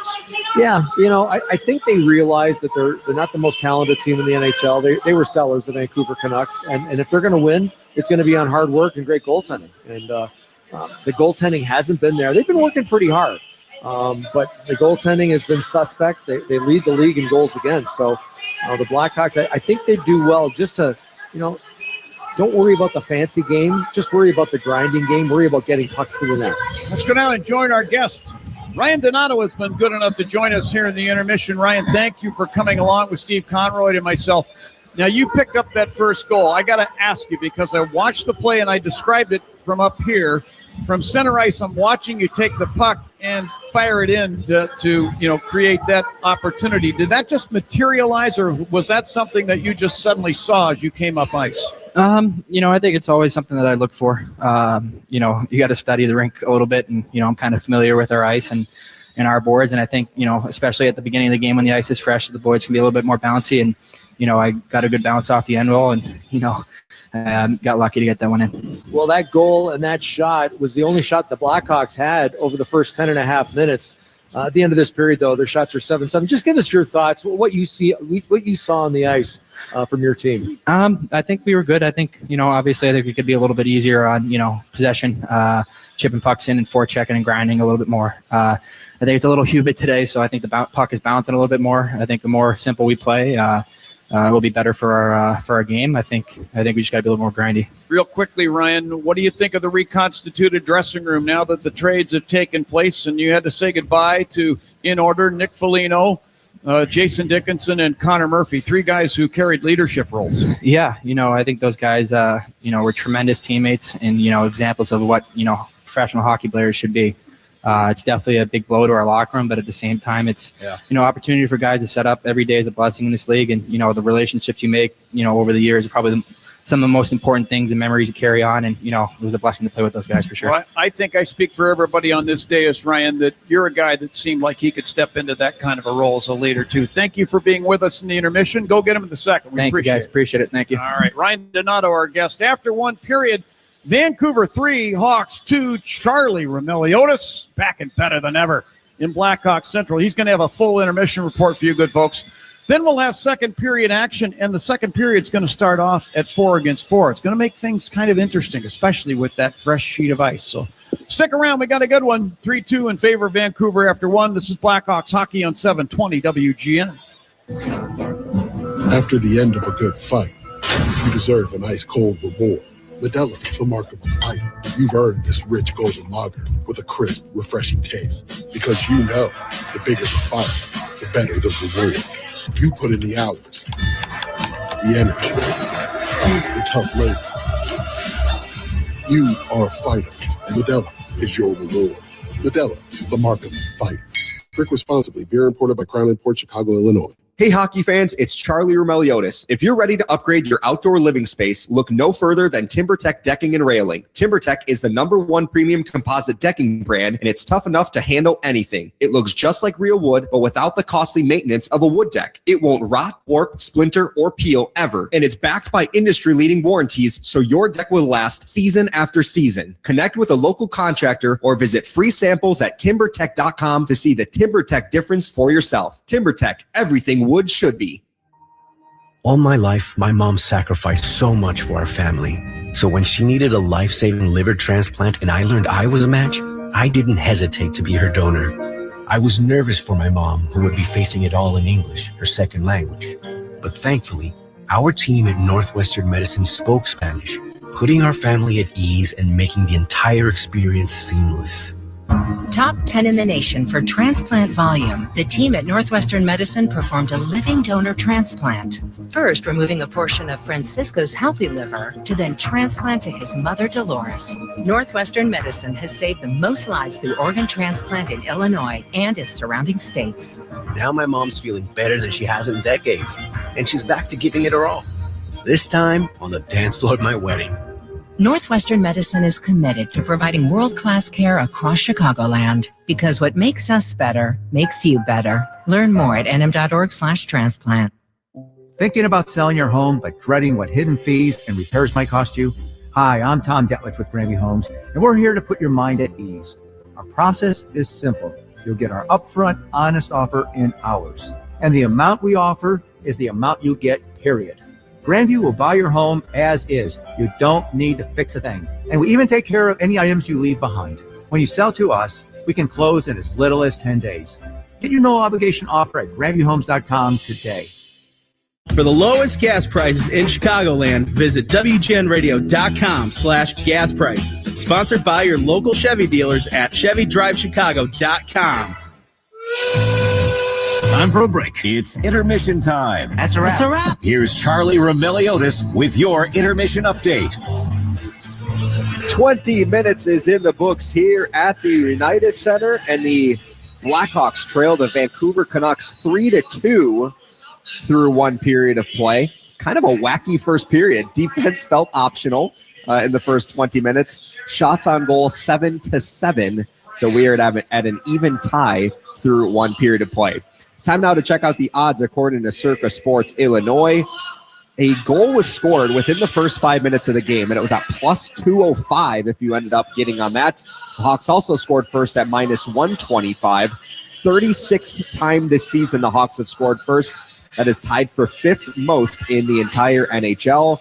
Circa Sports Illinois, every time the Blackhawks win this season, someone will win a 2-night stay at Circa Resort and Casino, and another 100 people will get an $100 credit on the Circa app. See the Blackhawks contest page for details. I'm going to echo what Nick Foligno said earlier today. I do not know why there are games played on NHL trade deadline day, but there are 6 other games outside of Vancouver, Chicago here at the United Center. Let's start in Detroit, where the Red Wings are trailing the two-time defending Stanley Cup champion Florida Panthers 2-1 late in the third period. Alex DeBrincat has the lone goal for Detroit on the power play, his 33rd of the season, set up from number 88, Patrick Kane, his 25th of the season. The Dallas Stars are currently up 4-3 on the Colorado Avalanche late in the second period. Dallas is looking for its 11th consecutive victory. Hawks are going to be playing in Dallas on Sunday. The Edmonton Oilers are hosting the Carolina Hurricanes. It's Carolina that's currently up 2-1 in the first period. All 3 Blackhawks that got traded to Edmonton, Connor Murphy, Jason Dickinson, and Colton Dock, are making their Oilers debut in this game. The Vancouver Canucks. The Montreal Canadiens are in Anaheim tonight to take on the Ducks. It's a 2-2 score. That game is midway through the first period. John Carlson, who was acquired by Anaheim at midnight, is not making his Anaheim Ducks debut. I imagine he'll do so in the next game. And then two late ones tonight. The Vegas Golden Knights are hosting the Minnesota Wild, and then the San Jose Sharks are hosting the St. Louis Blues. Some other notable acquisitions in the NHL today. Seattle acquired Bobby McMahon. Tampa Bay acquired Corey Perry. You have Scott Lawton went to L.A. David Perron went to Detroit. Logan Stanley and Luke Shen went from Winnipeg to Buffalo. Connor Garland went from Vancouver to Columbus. And then Michael Bunting went from Nashville to Dallas. And finally, former Blackhawk Lucas Reichel went from Vancouver to Boston. Meanwhile, here at the UC, the Hawks are trailing the Vancouver Canucks 3-2. We will break down the first period next. You're listening to Blackhawks Hockey on 720 WGN. Hey, Blackhawks fans, Spencer Knight. Stay tuned. More Blackhawks hockey coming up. When you're ready to ask the most important question, let the ring do the talking. At Rogers & Holland's Family Jewelers, they specialize in engagement rings that say everything you feel. From classic solitaires to the latest trends in custom design services. Experience the famous Rogers & Holland's difference. Stop by one of their many stores or shop online at fornowandforever.com. Rogers and Holland, for now and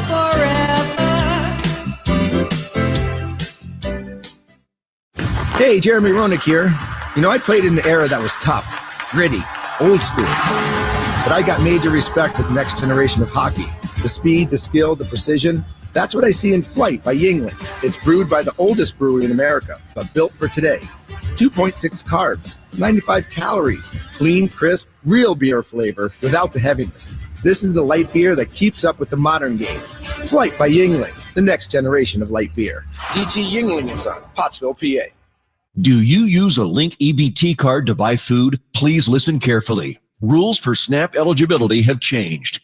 You could lose your benefits if you don't act soon. Visit saveoursnap.org to learn about new rules, how they impact your household, and the steps you need to take to keep your food benefits. Don't wait. Go to saveoursnap.org today. Sponsored by the Illinois Commission to End Hunger. Aired in cooperation with the Illinois Broadcasters Association and this station. The professionals at Plumbers 911 Chicago are ready to answer your call. They'll get your plumbing job done right the first time. Their phones are open 24/7, 1-833-PLUM-911. Back here at the United Center where the Blackhawks and Canucks are squaring off. First home game for the Blackhawks since February 2nd, which was almost 5 weeks ago. So good to be back here in Chicago. And boy, that was one of the wackier periods that we've seen in a while for Chicago. Scoreboard 5 total goals between the two teams, but only 14 shots on goal in the game. Hawks have 2 goals on 7 shots. Vancouver has 3 goals on 7 shots. How we got there was interesting. The Blackhawks scored the first goal on their first shot of the game. Ryan Donato, who you just heard from with John and Steve. And then Vancouver recorded the next 7 shots on goal before the Blackhawks then recorded the next 5 shots on goal before Vancouver then scored the last shot on goal of the first period. So kind of an up and down period between the two teams. Hawks did have a power play. Well, they had 2 power plays in that first period, but one of them was very short-lived, and it's going to carry over into the second period after some 4-on-4 play. Vancouver will get a power play, but that first power play for the Blackhawks, boy, there was nothing going on. I think the Hawks had 0 shots on goal during it, only 1 shot attempt, and I honestly don't even remember it because the Hawks had a really hard time getting into the zone. They scored a power play goal on all 4 games of the road trip for Chicago coming out of the Olympic break, which is an encouraging sign because the Hawks power play was really struggling prior to the Olympics. But we kind of saw some of the old habits creep into the power play that the Blackhawks had in that first period. Hopefully they can turn things around in the second and moving forward if they do get another one. And then last thing, if you're joining us late, Spencer Knight was supposed to be the starting goaltender for the Blackhawks in this game, but he was a very late scratch because he came down with an illness. So Arvid Soderblom is in net for Chicago. He was coming off a 22-save shutout the first shutout of his NHL career in 94 starts in Utah. Had a tough first period, but the Hawks have an emergency backup goaltender that is their current backup goaltender in this game. So no Spencer Knight. It's Arvid Soderblom in net for the Blackhawks. Let's see if he can bounce back in the second period, which we're going to set up coming up next. You're listening to Blackhawks Hockey on 720 WGN. It's Bob Surratt. If you follow hockey, you know how important protection is. Protecting the net, the lead, the win. Planning for retirement isn't much different. It's not one decision, it's many. Each one shapes the life you want, how to create reliable income, how much risk to take, when to step away from work, and how to safeguard what you've built. Handling all of that alone can feel like a full-time job. That's why I chose Trajan Wealth. Their fiduciary advisors work with you one-on-one to make the complex feel clear and build a plan that keeps your money working for what's ahead. Your strategy starts with a simple conversation. For a retirement plan you can trust, let Trajan Wealth guide you. Schedule your complimentary review at TrajanWealth.com or visit their offices in Naperville, Park Ridge, or Orland Park. Trajan Wealth, helping protect what you've built for what comes next. Advisory services through Trajan Wealth LLC, an SEC registered investment advisor. Client paid advertisement. Additional disclosures at TrajanWealth.com. Come on. No! It's just a golf lesson, champ. Listen up. I can't. See that Hyundai Santa Fe? Yeah. I only paid Finish up on your own. I gotta run. Deal's so right, it almost feels wrong. The Hyundai Getaway Sales Event. Get 0% APR for 60 months, plus 0 payments for 90 days on the Hyundai Tucson, Tucson Hybrid, Santa Fe, or Santa Fe Hybrid. Now, during the Hyundai Getaway Sales Event. Hurry. Offer ends March 31st. Call 562-314-4603 for details. Spring weather is unpredictable. You never know which way you'll be adjusting your thermostat unless you have the right windows. With Window Nation, you can count on your home being comfortable regardless of the weather. Their windows are customizable and energy efficient. Expert installations take just 1 day, and Window Nation products are backed by a lifetime warranty. There's no better time to upgrade with Window Nation. In March, the more you buy, the more you could save. Up to 50% off all window styles. Visit windownation.com for your free consultation today. For breaking legal news on the hottest issues, tune in to Legal Face Off on WGNradio.com, hosted by Rich Lenkoff and Tina Martini, and brought to you by McCorkle Litigation Services. Up next, the second period. Here's Charlie Remeliotis with your recap. Back here at the United Center, the Blackhawks and Canucks are on the ice for the start of the second period. It was a 5-goal first period between the Vancouver Canucks and Chicago Blackhawks, and it was Chicago that got things started thanks to Ryan Donato's 14th goal of the season, 68 seconds into the game. They have the center ice right now there. Dumps it off the left corner board, bounces hard to Donato. There she just scored! A tremendous play by Ryan Donato.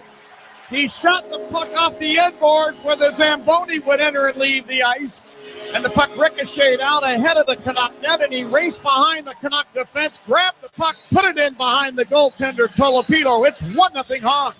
That's the first goal by Ryan Donato since the San Jose game, which was the last time the Blackhawks were at the United Center. Donato had 2 goals and 2 assists for 4 points in that contest. Yeah. What's on Deck is sponsored by TimberTech Decking and Railing, #1 in premium decking. Order free samples at timbertech.com. 30 seconds of 4-on-4 time for Chicago and Vancouver as I go back to John and Steve. All right, thank you very much, Charlie. Underway here in the second period. Hawks control off the faceoff. Lefshinoff with the puck between the circles. Hawks in. They'll skate at the center ice. Try to jam a pass through to Bedard, but it deflects back to Lefshinoff, and he flings it down the boards into the Canuck end. Rolls up the far side. Vilander then turns it over at the line. Here's Bedard breaking in on goal. Backhand goes over the net. Canuck rides around to Lefshinoff along the right side boards. Fed it into the high slot. Vlasic kept it alive there. Hawks now killing a penalty. Vlasic put it down to the right wing boards. Lefshinoff, who spun the puck behind the Canuck net up the far side to the Canuck blue line. Right there, Ilya Mikheyev flipped it back into the Hawk zone. Alex Vlasic will send it back to Mikheyev at center ice. Back to Vlasic in the Hawk end. Hawks just playing keep away from the Canucks. Now Mikheyev to the loose puck along the near boards. Over to Vlasic. Passing up the right wing. This misses Crevier, but goes down into the Canuck zone. And an effective job of killing that penalty by the Hawks. Sponsored by Northwestern Medicine Orthopedics on a relentless pursuit of better medicine. Yeah, it was basically 31 seconds and excellent penalty killing. As you mentioned, just ragging the puck, keeping it away from the Vancouver Canucks and just killing all that power play time for the opposition. Teravainen at center ice off the give from McKay. Boy, Teravainen nearly took a penalty there. He had the shaft of his stick across the chest of Elias Pettersson. No penalty is called, however. Down behind the Hawk net. Oliver Moore to the puck. Whips it up the right wing. Teravainen at center ice. Hands it off to Moore coming by. Over Canuck line. Stopping near the right point. He'll backhand it down behind the net around to Mangiapane along the left boards. Then to the left point to Kaiser. Down to Slaggert, bottom of the left circle. Slaggert tried to jam a shot on goal, and that hit Moore. Puck taken by the Canucks. Elias Pettersson sticks it into the Hawk zone. Kaiser back to get it to Mangiapane over the Hawk. The Canuck line. He'll fire from the right circle in front. Turned away. Here's Kaiser with a follow-up shot. That's stopped. Slaggert follows up with a shot, and Tolopilo is down with a butterfly save and holds on to the puck to the left of the net. Now you got Mangiapane and Philip Roenick battling in behind the Canuck net. Everybody circles in. Evander Kane puts a pseudo headlock on Andrew Mangiapane. Line from there to pull him out. Evander Kane played the last 2 seasons with the Edmonton Oilers. Ended up in the Stanley Cup final.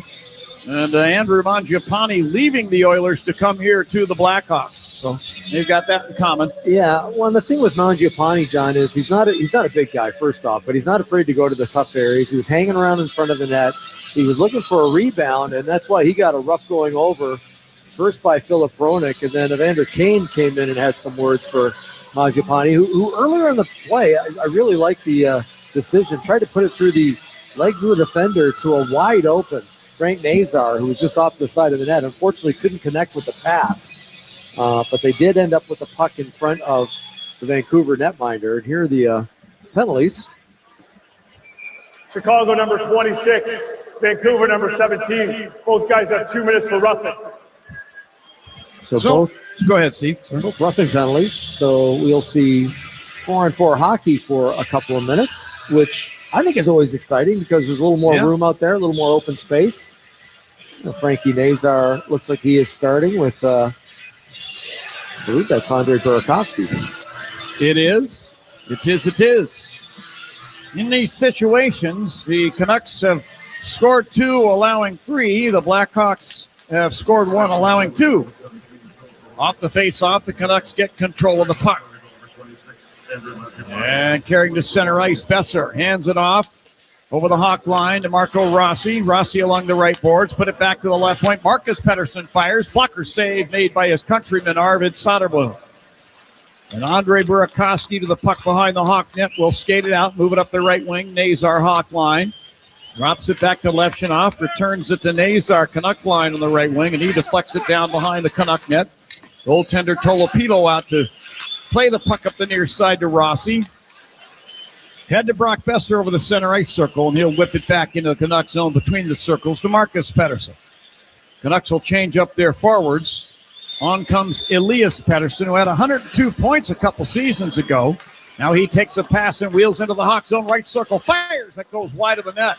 Bertuzzi grabs the carom along the right boards, Hawk line. Spins it ahead for Bedard over the Canuck line, left point. Holding the puck, he'll escape through the high slot. Bedard from the right circle, fires. Tolopilo down with a butterfly save. We'll hold on to it there. Whistle stops, play, and we'll get a face-off to Tolopilo's left. Well, smart idea by Connor Bedard. You know, you skate as a right shot. You skate to your right. Try to shoot it back a little bit to your left. And maybe he was trying to go between the legs of Tolopilo. But as you mentioned earlier, John, he's a big guy. He's 6'6", all of 6'6", 230 pounds. Boy, he covers a lot of the net when he gets down in the butterfly. And not a lot of room there. And more importantly, make sure there was no rebound coming off his pad. I was going to say, we're a pretty good distance from the ice, Steve, our booth in relation to the ice surface, especially the visitor's net. And he just looks big from up here. Now the Canucks get the draw. Elias Pettersson passing on the left wing to Ogren over the Hawk blue line. He lost the puck down the boards. Kaiser then took it away from Elias Pettersson. Moving up the left wing side, stopping along the far boards in the Hawk end. He'll shoot it across the rink. And now Renzel Bothered by Ogren, carrying down behind the Hawk net. Rinzel escapes. Passing ahead of Bedard at center ice. Crosses the Canuck line on the left wing. Back pass, Rinzel, right circle. Put it in front. It redirects off the stick of Kaiser and wide. And now Bedard is chased out to center ice, but maintains the control of the puck. Back to the Hawks blue line. 5 seconds on the 4 against 4. Bedard breaking into the Canuck zone to the left circle. Turns off of a check. Penalty box is empty. Back to 5 against 5. Bedard in the left wing corner leaves the puck for Landon Slaggert there. He's given a bump by one of the Petterssons. It's Elias Pettersson. He'll drop it in behind the net to DeBrusque. To Roenick along the left wing boards, and he passes ahead. This misses Marco Rossi and goes down, and icing is called against Vancouver. 3-2 in favor of the Canucks. Well, John, tonight's broadcast is sponsored by Flight by Yingling. Crisp, refreshing, and only 95 calories. Flight, the next generation of light beer. Now, after tonight, we'll head down to Dallas tomorrow. Take on the Dallas Stars, who right now are engaged in a game with the Colorado Avalanche. And last I saw, Dallas was leading that game 4-3. Steve, you think this time of the season it might be some messages sent in that game? You know, John, they play each other 3 times over the next 29 days. So, yeah, it's going to be those two teams tooth and nail right to the end. Crevier off the draw, takes the puck down the right wing boards and rifles in a wrist shot. That's into the glove of Tolopilo, who will hold on. And then Philip Roenick took exception to something that Ryan Donato did and has a quick conversation with him. The linesmen separate those two. And getting back to Colorado, John, as great of a start they had to the season, and it was almost historic what they did out of the gate. They're only 6 points up now on the Dallas Stars. So if Dallas wins this game tonight, they'll be 4 points back. I mentioned they play each other 2 more times before the end of the year. The Dallas Stars were loading up at the trade deadline, as were the Colorado Avalanche, adding a former Avalanche in Nazem Kadri. As have the Minnesota Wild, and you think about the seeming arms race going on in the Central Division, Steve. I mean, you got, unfortunately, after the first round, one of those good teams is going home. I just hate that. Here's Teravainen firing a backhander from the slot. Pad save made by Tolopilo. Puck ends up on the far side of the rink, and Marcus Pettersson spins it all the way down. Icing is called against Vancouver once again. Well, tonight's coaches' challenges are sponsored by Northwestern Medicine, with 8 specialties ranked among the top 10 in the nation by U.S. News and World Report. The teams at Northwestern Medicine offer second opinions for the toughest conditions. Ryan Green to face off, circle to the left of Tolopilo with Atu Ratu, who wins this draw. And then to Marcus Pettersson. He'll fire the puck ahead, deflects down to the right wing corner, Hawk in. Grzelcyk being bothered by O'Connor of the Canucks. Evander Kane in to spin the puck away. One of the few original Atlanta Thrashers remaining in the NHL. Puck worked by Green ahead to Bedard. He's over the Canuck line, right point. Drops it off Burakovsky to Grzelcyk, left circle. Put it in front of the net, and Bedard tried to jam it on goal. And it looked like Tolopilo got in front of that shot and deflected it up into the protected netting. What a chance. I don't know how that stayed out, because that's a great passing play. The cross-ice pass. Oh, you know what happened? It was a great defensive play by Teddy Bluger. Yeah. The Vancouver Canuck. I thought it was deflected by Connor Bedard. It was not. Bluger made sure that Bedard didn't get his stick on it, and a real good play by him to come back hard, follow Bedard to the net, and sometimes you're in danger of deflecting it maybe into your own net, but he knew the angle of his stick and deflected it harmlessly into the netting in behind Tolopilo. Bluger, a former Pittsburgh Penguin, was the subject of multiple trade rumors. I had a hunch he was going to be leaving Vancouver, but came down tonight and he's still here. We're in Chicago. He's playing for Vancouver is what I meant to say. Now down the left wing into the Hawk zone. Carlson carrying behind the net, draws a penalty. Here's a shot from Roenick from the right point, turned out of there by Soderblom, and as Artyom Levchinov touches, the puck to whistle blows. So Ethan Del Mastro is going to get the gate, and referee Wes McCauley will tell you why momentarily. 38 is going to minor hold. Holding's a call on Ethan Del Mastro. Del Mastro is kind of in a tough position. When you have one hand on your stick, you're trying to slow the player down. You get your stick around him. That's not a good look. Even though you try and throw your arms back like you're not holding the player, the referee was literally 20 feet away. He made the call. So Vancouver had a short power play early in this second period. They're going to have the full power play here, deep in Chicago zone.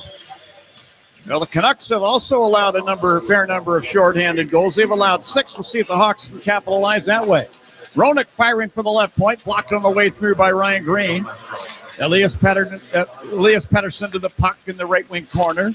To Rossi back in the net to Elias Pettersson, right circle. To Rossi, right corner. To Roenick. He shanks a one-timer down in front of the net. Paired away by Vlasic. And this will go all the way down into the Canuck end. Even though the defenseman fanned on that shot, it was DeBrusque with a smart play. Tried to just bunt it over to Elias Pettersson, who was wide open.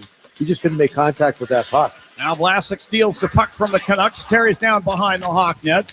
Checked into the near corner boards. Elias Pettersson spins it around to the left point. Besser handcuffs Philip Roenick with a pass in the deep slot, but Roenick kept it in the Hawk zone. In the right wing corner, Crevier gets his stick on the puck along with Elias Pettersson. Puck rolls free up the boards to Teravainen, and he'll fire it all the way down. 1 minute left on the Canuck power play. Well, Philip Roenick mishandled that puck at the blue line. Right in his face was Teuvo Teravainen, who has 3 goals in his last 2 games. 2 of them are on the power play, 1 shorthanded. He almost had another really good shorthanded look there. And the Canucks attack. Höglander into the Hawk zone down the left wing. Made a pass across to the right point to O'Connor. The Vilander along the right boards. He put a pass to the corner. This is picked off by Artem Leshunov, and he'll stab it off the left wing boards and down. Down to 30 seconds left on the Canuck power play. Good work by Wyatt Kaiser, just jumping that pass. And that is something the Blackhawks missed was Kaiser's speed, especially on the penalty kill. Real good job there pressuring the puck. Höglander handcuffs Vilander with a pass at the Hawk blue line at the right point. He ends up sending it down into the Hawk end, but the play becomes offside. Down to 16 seconds left on the Blackhawk penalty here. 12:30 left in period number 2. It's 3-2 Vancouver. Yeah, pretty good kill so far, and you got to watch out for this Vancouver power play. Although they're ranked 31st at home, 18th on the road, 24th overall, they did score 2 goals against the Carolina Hurricanes, who have a pretty good penalty kill. Keep in mind, they had only 1 power play goal in the previous 13 games. They had 2 in their last game, so they're feeling good about their power play. Now the Canucks own the puck in the Hawk zone. 3 seconds on the power play. Nice play by Teravainen to reach behind Sasson and poke the puck to center ice. Hawks come to full strength, and that is sponsored by Northwestern Medicine Orthopedics on a relentless pursuit of better medicine. As the puck leaves the ice surface into the benches area, we'll take a stoppage in play. 12:07 left in period number 2. 3-2 Vancouver. This is Blackhawks hockey on 720 WGN. What do the Blackhawks and United Airlines have in common? The next generation has arrived, and the future looks bright. New planes are joining the United Airlines fleet every week, decked out with Bluetooth connectivity, screens and power at every seat, and bigger overhead bins to fit everyone's carry-on. Book your next trip on the United app or United.com today. United Airlines, proud to be the official airline of the Chicago Blackhawks. Injuries slow you down. You need a team that knows how to get you back in the game. At Illinois Bone and Joint Institute, their highly trained professionals work together to deliver empathetic, timely, and efficient patient care so you can move better, live better. And if an injury happens after hours, they've got you covered with IBJI Ortho Access beyond their regular clinic hours. Illinois Bone and Joint Institute. Learn more at IBJI.com. That's IBJI.com. The design associates at Floor Coverings International make shopping easy, bringing the store to you with a mobile flooring showroom packed with over 3,000 flooring options. Carpet, luxury vinyl plank, hardwood, laminate, and tile. And with flexible financing options available, getting the floors you want has never been easier. Schedule your free in-home consultation today at floorcoveringsinternational.com. With over 500 five-star reviews, they are Chicagoland's stars of flooring. Financing available, terms and conditions may apply. WGN Chicago is your radio home for the Hawks, the CANUCKS, March Madness, and the Indy 500 on air and on smart devices worldwide. Hey, Blackhawk fans, the St. Patrick's Day collection presented by American Express is here. For limited time only, you can now shop all fan favorites from hats and accessories to hoodies and t-shirts. Be sure to check out the collection in team stores or online at cbhshop.com. Well, during the break, they honored members of our military, a couple gentlemen that served in the United States Air Force. We take this opportunity to thank all of the men and women that comprise our armed forces for your dedication and courage and service to our nation. Thank you very, very much. Without what you guys do, we can't have hockey games. So thank you very much. Couldn't have said it any better, especially in times like these, John. Yeah. These guys, we're thinking about you. Absolutely. Now the puck turned over in the Canucks zone. Green to Bedard in the high slot, then right circle. Fires. And that fooled Tolopilo. He waved at it with a glove, but it went wide. Green along the end boards, battling with O'Connor. Put it to the left point. Kaiser moves it right point. Rinzel works his way down the boards, but he's pressed off the puck by Evander Kane. And a quick clearing attempt to center ice by Elias Pettersson. Head to Evander Kane over the Hawk line, down the left wing to the corner. Stopping there, he'll spin it back behind the net around to the right wing boards to O'Connor. He put the puck back down to the corner, but Burakovsky of the Hawks took it away. Hands it along the boards to Rinzel. To Kaiser back in the net. Kaiser trying to work his way free from Besser and does. Trying to pass ahead to Bedard, who left it there, taken away by the Canucks. Liam Ogren works the puck to the front of the net. Kaiser's in there to pull it out of harm's way. Kaiser put the puck behind the net to Rinzel, passing at the left wing side to Green. To Bedard, over the Canuck line on the right wing. He takes a bump as he enters the zone and gave a little shot with the stick into the looked like the back of the leg of Rossi. They continue to play in behind the Hawk net. Del Mastro spins a pass up their right wing. Here's Bertuzzi, center ice. Goes rink wide with a pass. Mikheyev, former Canuck, over the Vancouver line to the net, and he fires. And Tolopilo is down with the save as he's in the butterfly position. Kind of awkward there. You thought that puck might sort of work its way through his equipment. Yeah, he wasn't sure exactly where it was. Ilya Mikheyev continues to impress. Just showing his speed and so much faster than he looks. You just got that pass from Tyler Bertuzzi, and it was right on his stick. Caught him in stride, and he almost beat the defenseman to the outside. We only had half a step on him, and that's why he took that shot. And the high riser just squeezed off in the last second by Tolopilo. Tell you, I like his shot, Steve. I know you commented about how hard his shot is, and I don't know, maybe he's just used to a team concept so he doesn't shoot the puck as much. I'd like to see him shoot the puck more. Ilya Mikheyev. Yeah, I totally agree. He's a guy who can shoot the puck. And, maybe not in the position to always be able to do that. He's always thinking about defense first, being in good defensive position. Mm-hmm. But I'd like to see him be a little more greedy out there. And, take it to the net, use that shot, use your speed. And I'm pretty happy that we did not lose Ilya Mikheyev to a trade. He's such an important part of this team. He's part of the leadership group, although he might not be the most vocal guy, but I think he's one of the best penalty killers in the entire NHL. There's no question about that. So that's to the Hawks' benefit that he's going to stick around. Tolopilo smothers the puck beside the Canuck crease. Face-off circle to his left. Frank Nazar against Elias Pettersson, who put the puck down to the corner. Marcus Pettersson will wave it behind his net to the left wing corner. Alex Vlasic takes a hit. Oh, and then a high stick was had by Ryan Donato, caught him in the face. And he's checking his face for any kind of blood. We'll see if we get a 2 or a 4 here. Either way, the Hawks are going to the Citco power play when we return. 9:51 left in the second. 3-2 Vancouver. This is Blackhawks hockey on 720 WGN. Hey, it's Connor Bedard. Get the hometown call all season long on WGN Radio. Jiffy Lube's quick, quality 15-minute oil change service will have your car ready before you know it. It's so fast, you'll find yourself saying, already ready? Even now, after I just told you, you'll still be surprised at how fast and efficient it is. Plus, Jiffy Lube does more than just oil changes fast. They'll take care of the preventive maintenance your car needs to keep running smoothly, like free fluid top-offs, battery checks, and more. All in a jiffy. So come in today. You're practically already ready.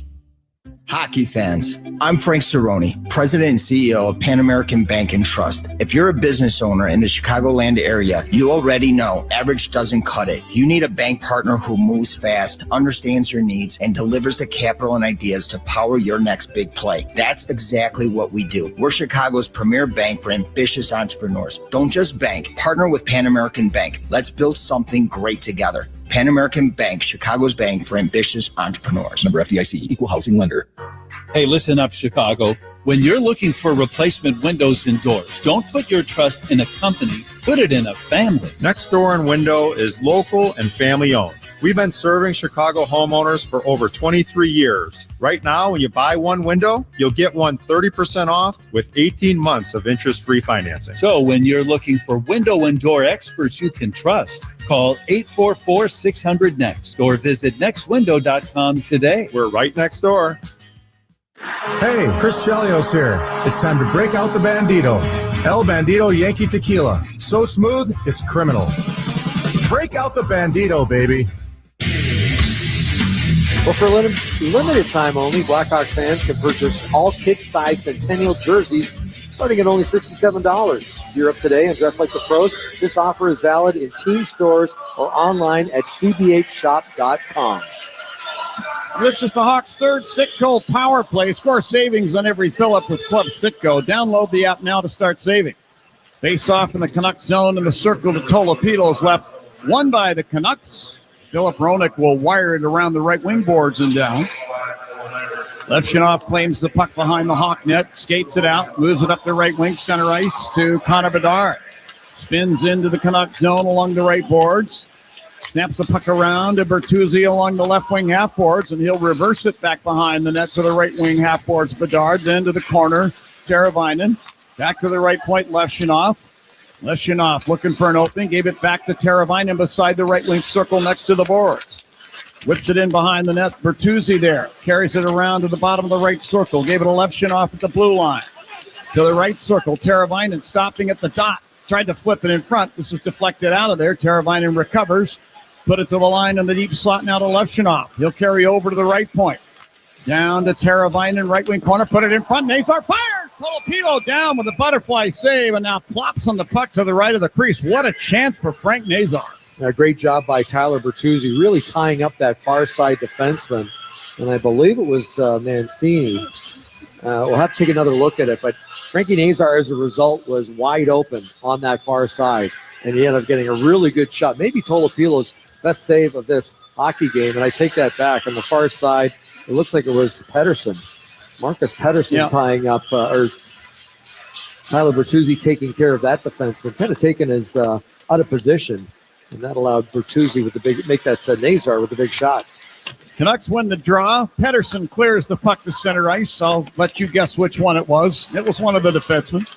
And now Besser grabs the puck. Canuck line, skates it through center over the Hawk line, stopping top of the left wing circle.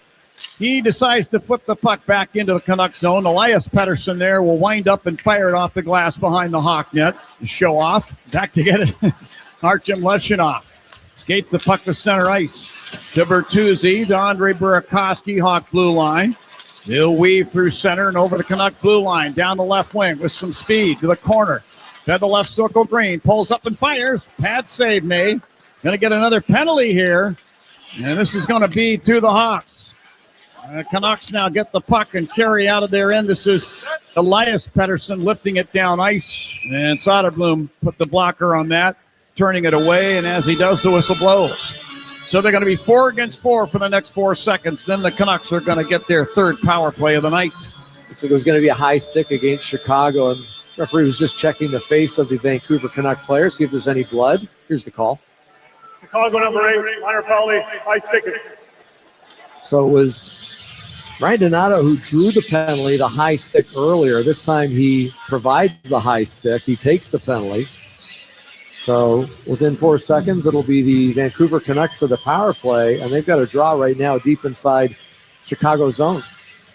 It's going to be the Four Seasons face-off, your trusted local experts for heating, air conditioning, plumbing, electric, and generators. It's going to be O'Connor facing off against Ryan Green. O'Connor wins the draw. Put it out to the left point, Zeev Bouillon. Now the Canucks come back to full strength. Vilander is out of the box. The Canucks have a power play. Bouillon with the puck at the right point. Moving down the boards. He'll flip it back to the line. Right point to Vilander. Down to Zeev Bouillon in the right wing corner. Out to Vilander along the blue line. Deep slot to Bouillon, top of the right wing circle. He'll back up with the puck to the point. Put it down to the corner to Vilander. To Drew O'Connor back in the net. To Evander Kane along the left boards.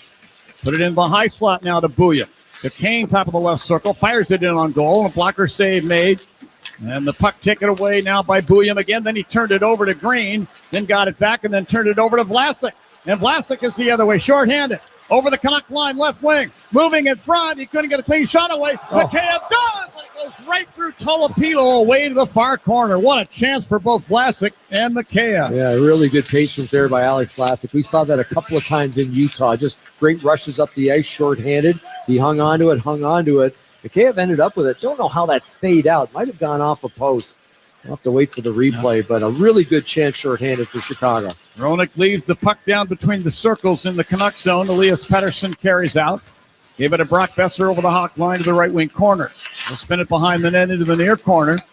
Gravier pokes it up the board, Slaggert, and he'll move it down ice into the Canuck end, and the Hawks will change up several of their penalty killers. 29 seconds on the Canuck power play. Philip Roenick carrying out the center ice. Put on a burst of speed. Got into the Hawk zone, knocked off stride and down to the ice by Kaiser. Kaiser battling in the near corner with Jake DeBrusque. Kaiser works the puck free, Levshunov, then to Nazar. He'll clear over the line to center ice, but back to get it Roenick, who spins the puck back into the Canuck zone a few feet. Besser there. 5 seconds left on the Canuck power play there in their last rush. Elias Pettersson weaving down the left wing into a Hawk zone to the corner. Leaves the puck there to himself. Hawks come to full strength. Nazar reaching in to pull the puck free. Could not. It's spun around and out to the right point. Vilander there to Elias Pettersson, who had his stick lifted there by Ilya Mikheyev right at the Hawk blue line, and the puck slips to center ice, forcing the Canucks to regroup. Now Donato working the puck free just inside the Hawk line. We'll put it down between the circles to Kaiser.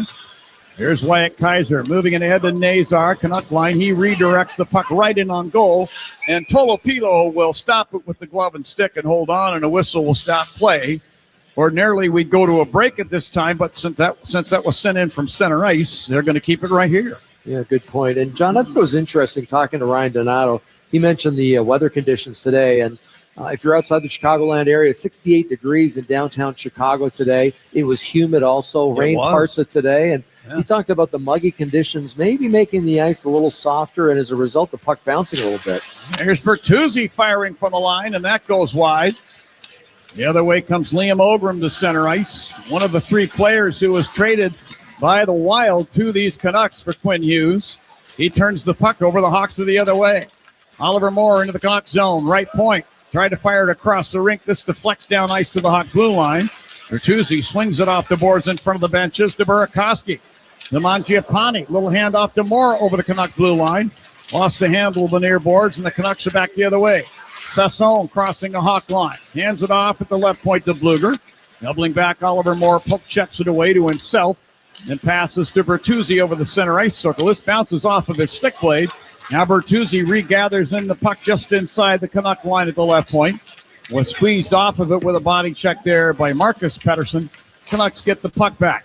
Elias Pettersson firing it ahead. This misses all of his teammates and goes down, and icing is the call. John, we've got a second here. I just started to cut you off. We've got three young gentlemen we want to acknowledge tonight. Reed Pienta from St. Ignatius College Prep, Alex Pastersak, a goaltender with York Community High School, and Adam Wise, Warren Township High School. Those are the three scholarship winners, the Blackhawk alumni scholarship winners, who each receive $5,500 a year for each of the years they are in college. And very proud of what the Blackhawk alumni have done. And those young men really deserving winners of those scholarships. As they all are, Steve. I mean, over the years, it's been so impressive getting to know these kids that were scholarship winners. And the alumni do such a great job of providing the opportunity for the kids to enrich themselves through education. It's really rewarding to see. And good on the alumni and good on the kids for earning it. Levshunov in the high slot. Canuck zone moves over to the right point. Down to Burakovsky, right wing boards to the slot. Bedard shoots off the post. Roddy picks up the puck. Moves to center ice. Flips it off the right wing boards into the Hawk zone. Alex Vlasic doubling back took it away. Passing up the left wing to Green. He can't clear the zone. And now Green takes a loose puck and moves it ahead of Bedard. Over the Canuck line down the left wing. Turns in the corner, fell down, and sweeps the puck in front of the net to the right wing corner to Green.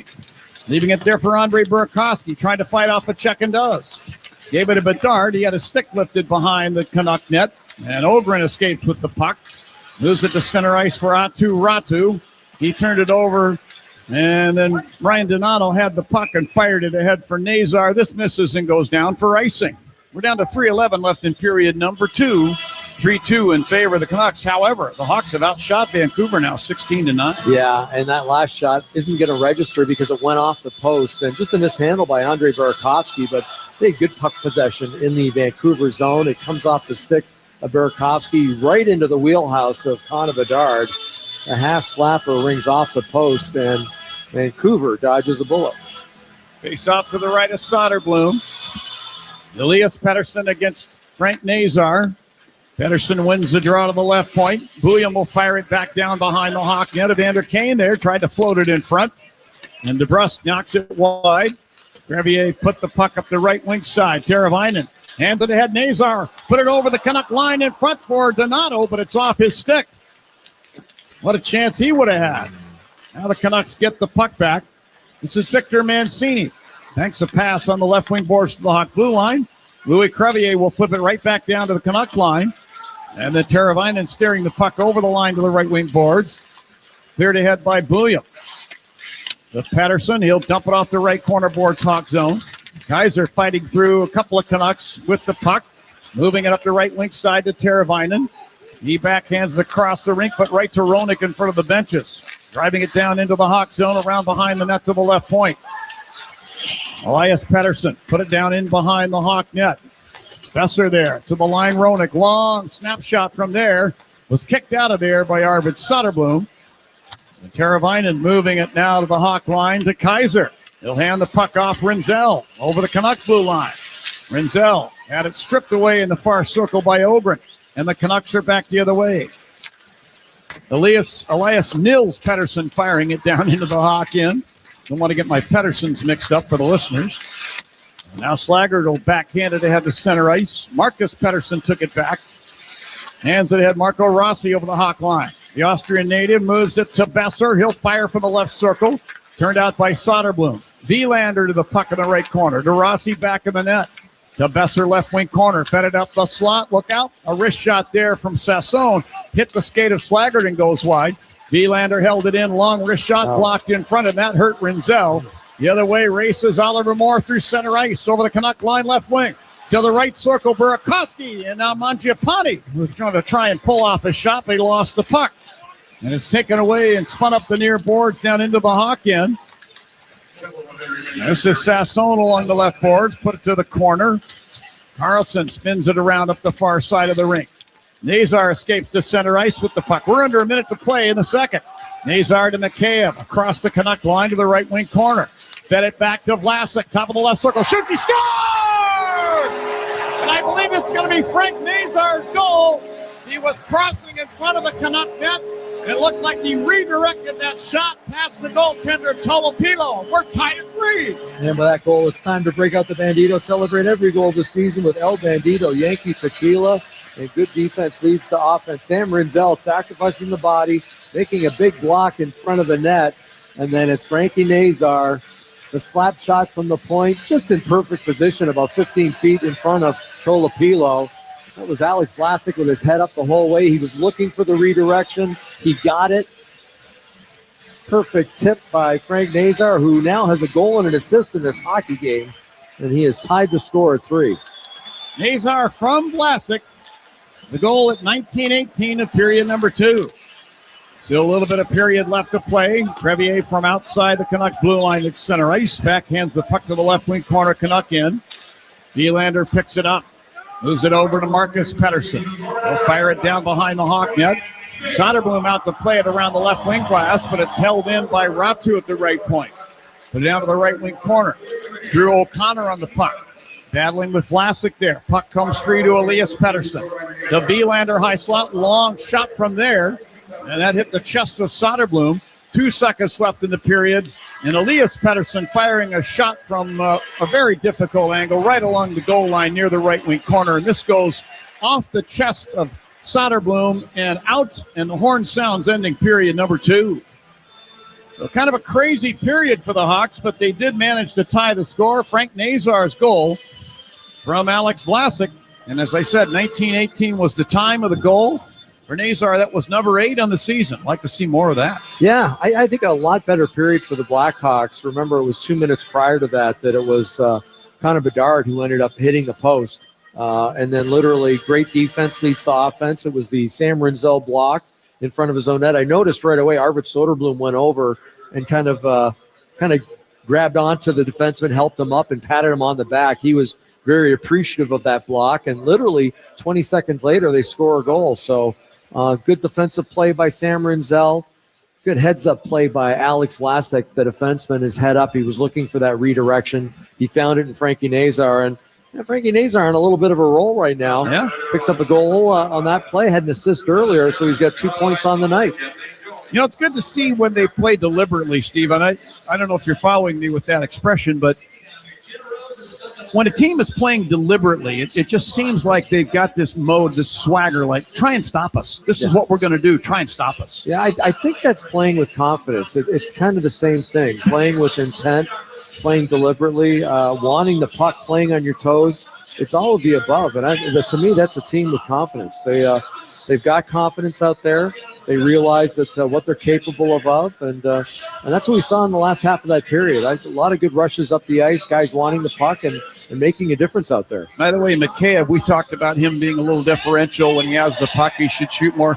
This time, I'm kind of glad that he passed because he found Vlasic wide open. Yeah, and I like the fact that Alex Vlasic had his head up the whole way. You know, as a defenseman, you don't always have to look at the puck to shoot it. You can sometimes know where it is, keep your head up, look for who might be in front of the net, where the screen might be, and that's exactly what he did. He spotted Frankie Nazar, and the redirection in front. Wasn't an easy tip. That puck was maybe an inch off the ice, so it wasn't a real easy tip, but it was a tip.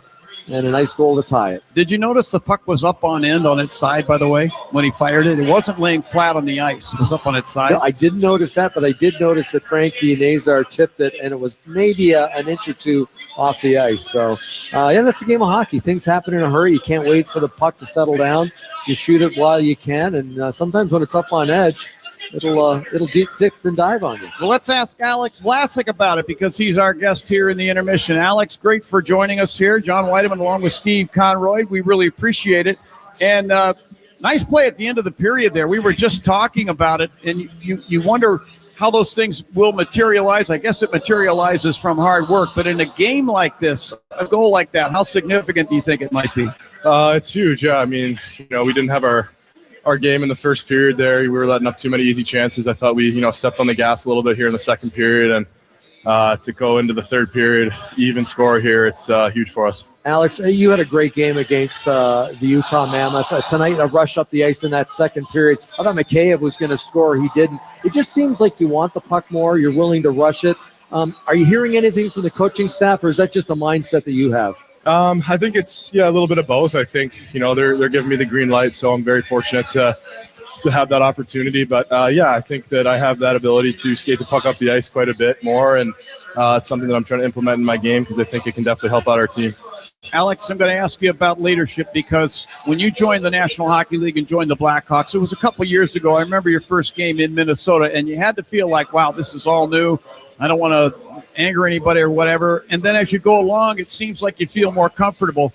And the reason I bring that up is because of the trades that were made yesterday and today, sending all of the Blackhawks leaders, the guys that wore the C's, and the C and the A's, I should say, the letters, out of town. Do you get the feeling that you're slipping into that mode as a leader in the dressing room or a leader of this hockey team, or have you had that all along? I think, definitely stepping into it. It's something new for me, and while those guys were here, they were great examples, and I was just trying to learn as much as I could off them. I mean, great players, great leaders, but, even better human beings. So there's a lot of qualities that, those players have that we're missing, and it's up to the younger guys to step up into those new roles. Well, it looks like you've been paying attention, my friend, because you're turning out to be one of those guys as well. Alex, thanks for being with us here in the intermission. Go get him in the third. Thank you so much, guys. We appreciate it very much. Alex Vlasic, our guest. After 2 periods, the Blackhawks 3 and the Canucks 3. Charlie Roumeliotis is going to be along in just a moment with a full intermission report. That's going to be followed by third period action. We'll see if the Hawks can forge ahead and take a home victory over the rival Canucks. Is it safe to say rival Canucks? I think we can. 3-3 after 2. This is Blackhawks hockey on 720 WGN. The Salvation Army knows that tough times don't discriminate. Too many of our fellow fans across Chicago are struggling to make ends meet. We're seeing more people than ever walk through the doors asking for help. People from communities the Salvation Army has served for decades. That's why the Salvation Army assists those in need all year long, not just during the holiday season. The goal is simple: make sure our neighbors are cared for every day. Go to salarmychicago.org and make a difference now. The NHL is officially back, and right now, new FanDuel customers can bet $5 and get $300 in bonus bets if you win. Put your first bet in the back of the net on FanDuel, America's #1 sportsbook and official partner of the Chicago Blackhawks. Must be 21 or older and present in Illinois. First online real money wager only. $5 first deposit required. Bonus issued as non-withdrawable bonus bets which expire 7 days after receipt. Restrictions apply. See terms at sportsbook.fanduel.com. Gambling problem? Call 1-800-GAMBLER. Cold weather and hockey season go together hand in hand, but your home isn't a hockey rink, and you want it to be the perfect temperature no matter the season. With Mitsubishi electric heating and air conditioning mini split systems, you get the ultimate comfort and efficiency every time, even in those difficult to heat places in your home. Their units are designed to deliver consistent comfort where you need it most. Check out Mitsubishi electric heating and cooling mini split systems today at getacomfyhome.com. This is the sound of Jack buzz cutting his way to a small fortune. To Jack, every time he cuts his own hair, that's $50 right in his pocket. If Jack sees DIY buzz cuts as a saving strategy, Wells Fargo is right behind him. And with their mobile app, tracking his savings is easy. Oh, ouch. However you make money work, we can work with that. Mobile carriers' message and data rates may apply. Wells Fargo Bank, N.A., member FDIC. Parents, what is your student doing after high school? Most of us would agree that education after high school is essential, but how do you help your student explore and decide on the education needed for their career choice? Remember, college is not a career choice. Don't worry, there is help. The help is Career Vision. Career Vision is a 35-year-old career consulting organization that works with students and their parents to discover each person's best career choice. Using their aptitude assessment program, Career Vision reveals an individual's natural talents and can direct them to the careers that will use these strengths and be more satisfying. Your student will be guided personally by a professional career consultant to receive objective information about themselves and the type of careers that fit them. We want our children to become happy adults. Career Vision has a proven system that takes the guesswork out of your student's future. Learn more at careervision.org. That's careervision.org. Many people ask, how often should you have your fireplace inspected? The answer is every year. So if you can't recall the last time you had your fireplace inspected, schedule now with Lindemann for just $72. Visit WGNfireplace.com. Time for a break. Intermission time. Here's Charlie Ramirez with your intermission update. 40 minutes is in the books here at the United Center, and the Blackhawks have evened things up at 3-3 against the Vancouver Canucks. Shots on goal 17-13 in favor of Chicago. The Blackhawks led in the shot on goal department in that second period alone, 10-6. Let's get to tonight's Salute to a Veteran, which is sponsored by JeffBuysYourHouse.com, a proud veteran-owned business serving Chicagoland since 2007. The two members of our military that were honored during today's game at the United Center, U.S. Air Force veteran Michael Perillo and U.S. Air Force retiree Skip Perillo.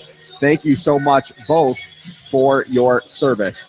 Let's get to some scores around the NHL. 6 other games. It was a busy day earlier with the NHL trade deadline, but a lot of the new acquisitions are not playing with their respective clubs, at least the ones that are playing, that played today, or the trades that went down today. So let's start in Detroit, where the Red Wings fell to the Florida Panthers 3-1 behind a Matthew Tkachuk hat trick for the Florida Panthers. Some other scores currently going on. The Dallas Stars are clinging to a 4-3 lead on the Colorado Avalanche late in the third period. The Carolina Hurricanes are up 3-2 late in the second on the Edmonton Oilers. By the way, Connor Murphy, Jason Dickinson, Colden Dock are all making their Oilers debuts in this game. The Anaheim Ducks are currently up 3-2 on the Montreal Canadiens. And then the Wild and Golden Knights are tied 0-0. 7 minutes left in the first period there. And the St. Louis Blues are up 1-0 on the San Jose Sharks. Some other notable acquisitions on trade deadline day. Seattle acquiring Bobby McMahon, Corey Perry going to Tampa Bay, Scott Lawton to L.A., David Perron to Detroit, Logan Stanley and Luke Shen to Buffalo, Connor Garland to Columbus, Michael Bunting to the Dallas Stars, and then last but not least, former Blackhawks forward Lucas Reichel going from Vancouver to Boston. Meanwhile, here at the United Center, DJ Oreo is putting on a concert in the background. The Hawks and Canucks are tied 3-3. We'll take a quick break and break down the second period next. You're listening to Blackhawks Hockey on 720 WGN. Leave behind the stress of the day and join me, John Landecker, 7 to 10, WGN Radio. Petarinos is celebrating 25 years as the heartbeat of the Loop. Join them for weekly lunch specials, including their mouth-watering Italian beef and soon-to-be famous seared yellowfin tuna sandwich with yuzu lemon aioli. Hear jazz every Monday night or try Sunset Sips in the Loop, 2 to 5 and 8 p.m. to close Monday through Friday. Heated patio is open, so bring your pups and enjoy catering from Petarinos Pasticceria, offering breakfast sandwiches to house-made pastas. Visit petarinos.com to place your order.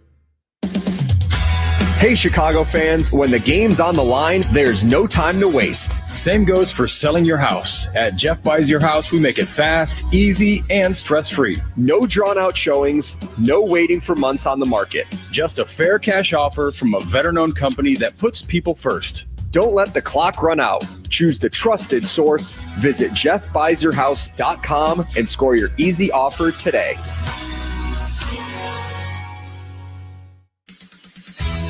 Marquette Bank has been helping neighbors, families, and business owners in Chicagoland for 80 years. 80 years is a long time. When you bank with Marquette Bank, you know your banker. You have access to a team of real professionals to help you make smarter financial decisions. When you bank with Marquette Bank, good things happen for you and your neighborhood. Marquette Bank, love where you bank. Member FDIC Equal Housing Lender, NMLS number 462926. Tired of that nasty white haze on your floors after using ice melters? Trax Buster removes that unsightly residue fast and brings back the beauty of your floors, whether it's wood, tile, even carpeting, to lift that stubborn salt stain off. How about the garage floors? Even your epoxy floors will look like new. Just add 1 to 2 ounces per gallon of water, spray and clean with a microfiber mop, or use it in your carpet extractor. Find Trax Buster at participating Ace Hardware stores. TRAX Buster from Nyco. The professionals at Plumbers 911 Chicago are ready to answer your call. They'll get your plumbing job done right the first time. Their phones are open 24/7, 1-833-PLUM-911. Back here at the United Center, where the Blackhawks and Canucks are tied 3-3 through 2 periods of play. Shots on goal 17-13 in favor of Chicago. I thought the Blackhawks were definitely the better team in that second period after a little bit of a sleepy start. Honestly, from both ends, it didn't feel like either team was committed to playing defense. Things kind of tightened up a little bit more in that second period. I thought Connor Bedard, man, was really flying in that second period. He's up to 7 shot attempts in this game. 4 of them have hit the net, so he has 4 of the 17 shots on goal by the Blackhawks. Early on in that second period, he had it might have been his first shift of the period. Kind of had a backhand opportunity that he missed wide, and then later, at the end of the second period, he ends up hitting the post, and he kind of just stared at the heavens like, "You got to be kidding me!" Because it felt like that was like his 5th or 6th chance of the middle frame, and he wasn't able to capitalize. So while he does have 0 points in this game, it does feel like Bedard has been the best skater that the Blackhawks have going on so far. Let's get to tonight's third period projections. Sponsored by Robinhood. You expect more from yourself. Expect more from your money. Get started today at Robinhood.com/yourmoney. I'm expecting a tight checking third period between these two teams. I know that the Canucks have just 3 wins since Christmas, but hopefully the Blackhawks are able to put together a strong 20 minutes of play and kick off the post-trade deadline season for Chicago on a positive note. It's a 3-3 score between the Blackhawks and Canucks. Who's going to get the next one? Stay tuned to find out. You're listening to Blackhawks Hockey on 720 WGN. Football season may be over, but there's still plenty to wager on at Circa Sports. From college and pro basketball to hockey and more, Circa Sports offers a wide range of betting options. Experience sports betting the way it should be. High limits, competitive moneyline splits, and no betting fees. Whether you're eyeing March tournament futures or props on your favorite players, Circa Sports has you covered. Download the Circa Sports app or visit circasports.com. Must be 21 or older. Gambling problem? Call 1-800-GAMBLER. Hi, this is Dave Muzo, owner of Four Seasons Heating, Air Conditioning, Plumbing, and Electric. When emergencies happen, who do you call? Broken pipe? Power outage? Furnace failure? No hot water? The answer is always the same. Call Four Seasons. We guarantee same-day service and installation on all heating, cooling, plumbing, and electrical needs with no extra charge for nights, weekends, or holidays. That's why over 30,000 customers have given us a 5-star Google review. For all the right reasons, call 866-4 Seasons. Hey, hockey fans, it's Charlie Romeliotis. If you're ready to upgrade your outdoor living space, look no further than TimberTech Decking and Railing. TimberTech is the #1 premium composite decking brand, and it's tough enough to handle anything. It looks just like real wood, but without the costly maintenance of a wood deck. It won't rot, warp, splinter, or peel ever, and it's backed by industry-leading warranties, so your deck will last season after season. Connect with a local contractor or visit free samples at timbertech.com to see the TimberTech difference for yourself. TimberTech, everything wood should be. Hey, Jeremy Roenick here. I've seen a lot of stat sheets in my career, but when it comes to beer, these numbers jump off the page. Flight by Yingling, 2.6 carbs, 95 calories, and brewed with crisp, refreshing flavor. That's not just light beer, it's light beer with game, and it's brewed by the oldest brewery in America. Bottom line, if you care about performance and taste, Flight by Yingling brings both. Flight by Yingling, the next generation of light beer. DT Yingling & Son, Pottsville, PA. Asbestos cases demand experience, and that's where Vogelsing Law stands apart. For more than 25 years, they've focused exclusively on mesothelioma and asbestos-related lung cancer claims. A diagnosis can raise difficult questions, but clear guidance makes a difference. Vogelsing Law attorneys meet with you personally, often in your home, to explain your options in simple terms and outline next steps. They work to hold responsible companies accountable and pursue meaningful results. Call Vogelsing Law at 312-466-1669 or visit vogelsinglaw.com. Hey, Blackhawks fans, here's a club you'll want to get into. Club Citgo. Download the Club Citgo app now and instantly save 23 cents per gallon on your first fill-up. It's the final 20. The third period's just ahead. Here's Charlie Romeliotis with your recap. We're back here at the United Center. The Blackhawks and Canucks are getting ready for the start of the third period. The Hawks were down 3-1 in this game and have rallied back to tie things up at 3 apiece. Frank Nazar has a goal and an assist in this game. His first goal since January 30th. So great to see number 91 back on the score sheet for the Blackhawks. What's on Deck is sponsored by TimberTech Decking and Railing, #1 in premium decking. Order free samples at timbertech.com. Let's go back over to John and Steve for the third period. All right, thank you, Charlie. Well, here we go. 3-3 as we enter play here in the third period. Teddy Bluger to face off with Connor Bedard at center. The drop of the puck underway. And the Canucks control. And Roenick sticks it off the glass down behind the Hawk net. Rinzel there. To Kaiser near corner. Passing up the left wing. Green goes rink wide with a pass. Bedard over the Canuck line to Burakovsky. Top of the right circle. Rocked with a body check by Bluger. And the puck slides back out to center ice in front of the benches. Wyatt Kaiser's there. Good defense from Teddy Bluger. We've seen it a couple of times in this game, coming back hard. That time just stepped into his man. That was Burakovsky and put him down in his back end. The Wyatt Kaiser weaves into the Canucks zone. Drops the puck down to the left wing corner. Now along the right wing boards. Crevier got hold of it. To Burakovsky back of the net. Burakovsky right wing corner now. The Green in the high slot. Leaving it there to Bedard. Rolls into the right circle. Tough angle shot. And a blocker saved by Tolopilo. Bedard hustling along, took the puck away, and checked off of it in the near corner. And the puck taken by Bluger. He'll sky it through center ice and down into the Hawk zone. This will allow the Canucks a line change. Vlasic takes the puck in behind the Hawk net. He'll stop and have a look. We heard Charlie Romeliotis talking between periods about the game that Connor Bedard is having. That was his 5th shot on net. And I don't love the fact that he shoots the puck in stride. Really kind of fools the goaltender when the guy's skating and then shoots it all in the same motion. Now Hawks have trouble clearing their end. Höglander put the puck down to the corner, and it's backhanded in front of the Hawk net by DeBrusk. It goes wide. Höglander got it back in behind. Fed the left circle, and Pettersson shanks a shot, but penalty's going to be called here to the Hawks. High sticking will be the call, and Vlasic will go off. And for the Canucks, it's going to be power play number 4. And here's the call. Call go number 72. Minor penalty, high sticking. And that's unfortunate because Alex Vlasic, a key penalty killer. Obviously, he and Crevier are normally out there to start the penalty kill. Typically, maybe end the penalty kill too, but he will be in the box for the next 2 minutes. And a good opportunity here for the Vancouver Canucks, who only had 6 shots in that second period, and they desperately need pucks towards the net. Canucks control the puck off the draw. Besser at the left point. Moves it over to the right point to Roenick. Down to Elias Pettersson along the right boards. To Roenick, high slot to Besser.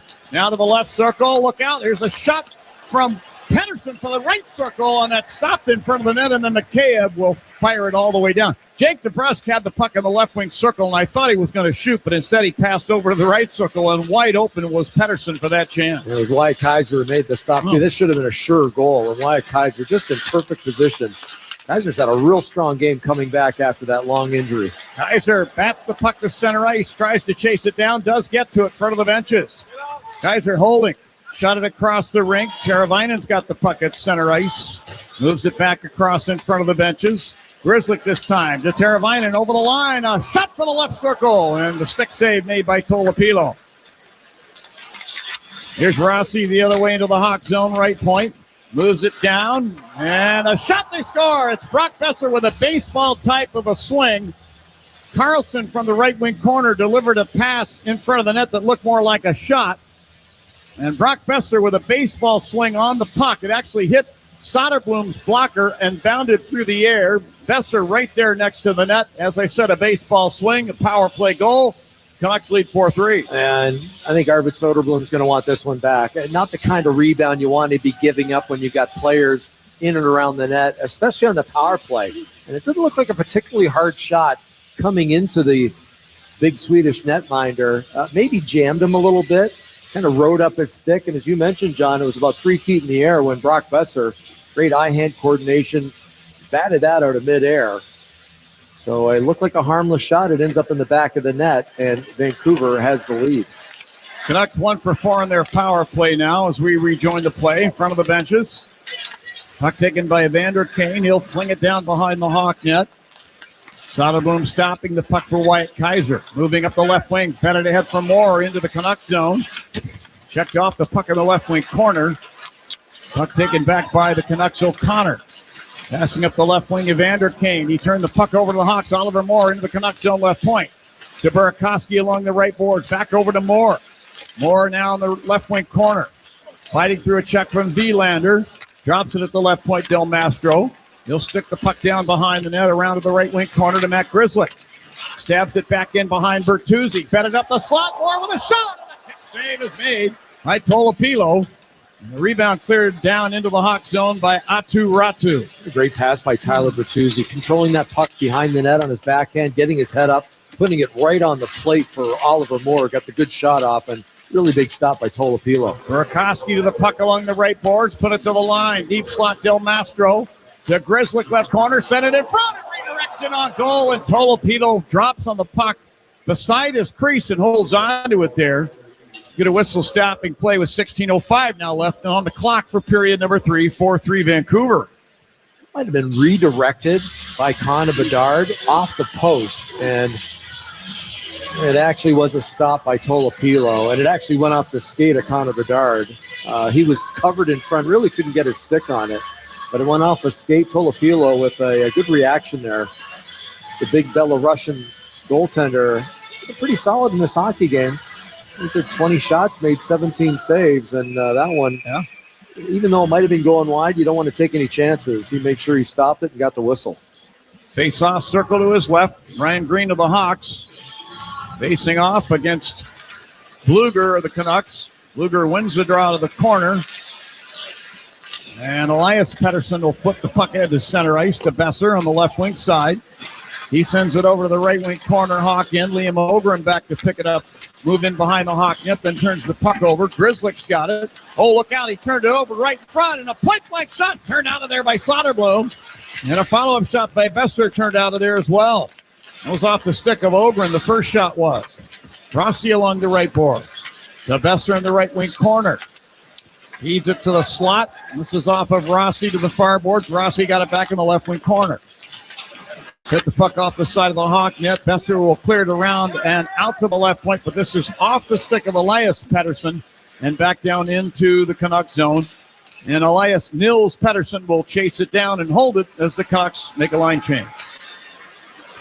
Between the circles, Canucks zone. Elias Nils Pettersson carrying to center ice. Flings the puck down the left wing boards in behind the Hawk net. Crevier now in the near corner with it. Tried to move it up the boards, not out. Mancini held it in right point. Now the left wing side, and a shot from O'Connor sails over the net and around the glass and back down ice into the Canucks zone. Mancini back to get it there. He'll pass it out to center ice. Sasson crossing the Hawk blue line. Puts it down the boards to himself along the inboards. It's hit by Crevier. Shot it around to the right wing side. Mancini put it back down behind the Hawk net. Crevier is able to pull it out of there, and then he runs over a Canuck at the Hawk line. Works the puck ahead at center ice some more. Then to Mangiapane, his Blackhawks debut. He flips it down in behind the Canuck net and gets off on a chain. The other way come the Canucks. Zeev Bouillon with a pass ahead, misses everybody, and it goes down, and we're going to get icing here to the Canucks. And as a result, a couple of Vancouver Canucks who are trying to get off the ice have to come back on the ice. You can't change when your team ices it. You look back at that power play goal, and obviously with Alex Vlasic off the ice, it just makes a big difference in your penalty kill. You know, Connor Murphy was traded a few days ago. He was always a big penalty killer out there. You don't have Vlasic on the ice, and things open up a little bit when you take a 6'6" defenseman off the ice, and that's where Carlson maybe got the room to get that shot on net, and unfortunately off the stick of Soderblom. Canucks come up ice, led by DeBrusk. He's into the Hawk zone along the right wing boards. Stopping there, he'll put it down behind the net. Hoglander fell on a Hawks player stick. Could have been a tripping call, none made. Bedard to center ice. Hands it ahead for Kaiser, who taps the puck into the Canucks zone, but it's taken away by the Canucks. Elias Pettersson. He'll spin it down ice and right in on Arvid Soderblom at the top of the crease. He stops the puck for Renzel. He'll carry to center ice. Flings it off the right side boards and down behind the net around to the left wing side. Bedard with a clever play. Picks it off, does a spin, tried to make a pass. He ends up losing the puck, however, to DeBrusk. And he'll clear the puck down into the Hawk end. Vlasic's got it behind the Hawk net. To Teravainen between the circles. To Donato at center ice on the left wing. He'll lift it across into the right wing corner, Canuck end. It's shot around now behind the net by Carlson. Taken away by Vlasic. Carries it around to the right wing boards. Vlasic near the right point is chased out to center ice. And hands it ahead to Nazar, Canuck line. Tildell Mastro over the line, left point. Sends it down behind the net to the right wing corner. Teravainen there. He cuts in behind the net. Passes around to Nazar, left wing boards. To Del Mastro, left point. Long shot from there. Redirected in on goal by Donato, but kicked out by Tolopilo. And then the puck is cleared down ice by Elias Pettersson. Back into the Hawk zone. Nazar sends a bouncing pass ahead. Donato to Teravainen. He's over the Canuck line along the left boards. He said as he put the puck down behind the Canuck net. Philip Roenick moving it around at the left wing to Besser, in front of the Canucks bench.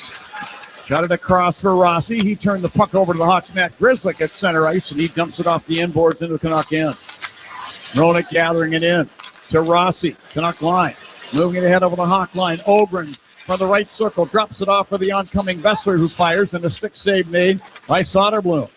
And the Hawks get the puck back and attack.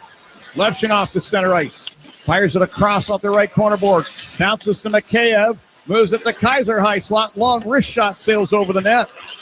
Besser with the puck along the right wing boards. Canuck in. Will pass it ahead to Ogren across the Hawk line. Top of the right circle. Leaving it for Bluger. He'll fire it in on goal. Stick save made by Soderblom. Now Kaiser to the loose puck along the right boards. Hawk in. Will fire it across the rink. And Bertuzzi at the Hawk line on the left wing side just decides to drop it down in front of his own net. Leshinoff's got the puck and backs in behind. And he hands it off to Andre Burakovsky. He'll carry it through center ice to Bedard over the Canuck line, right wing side.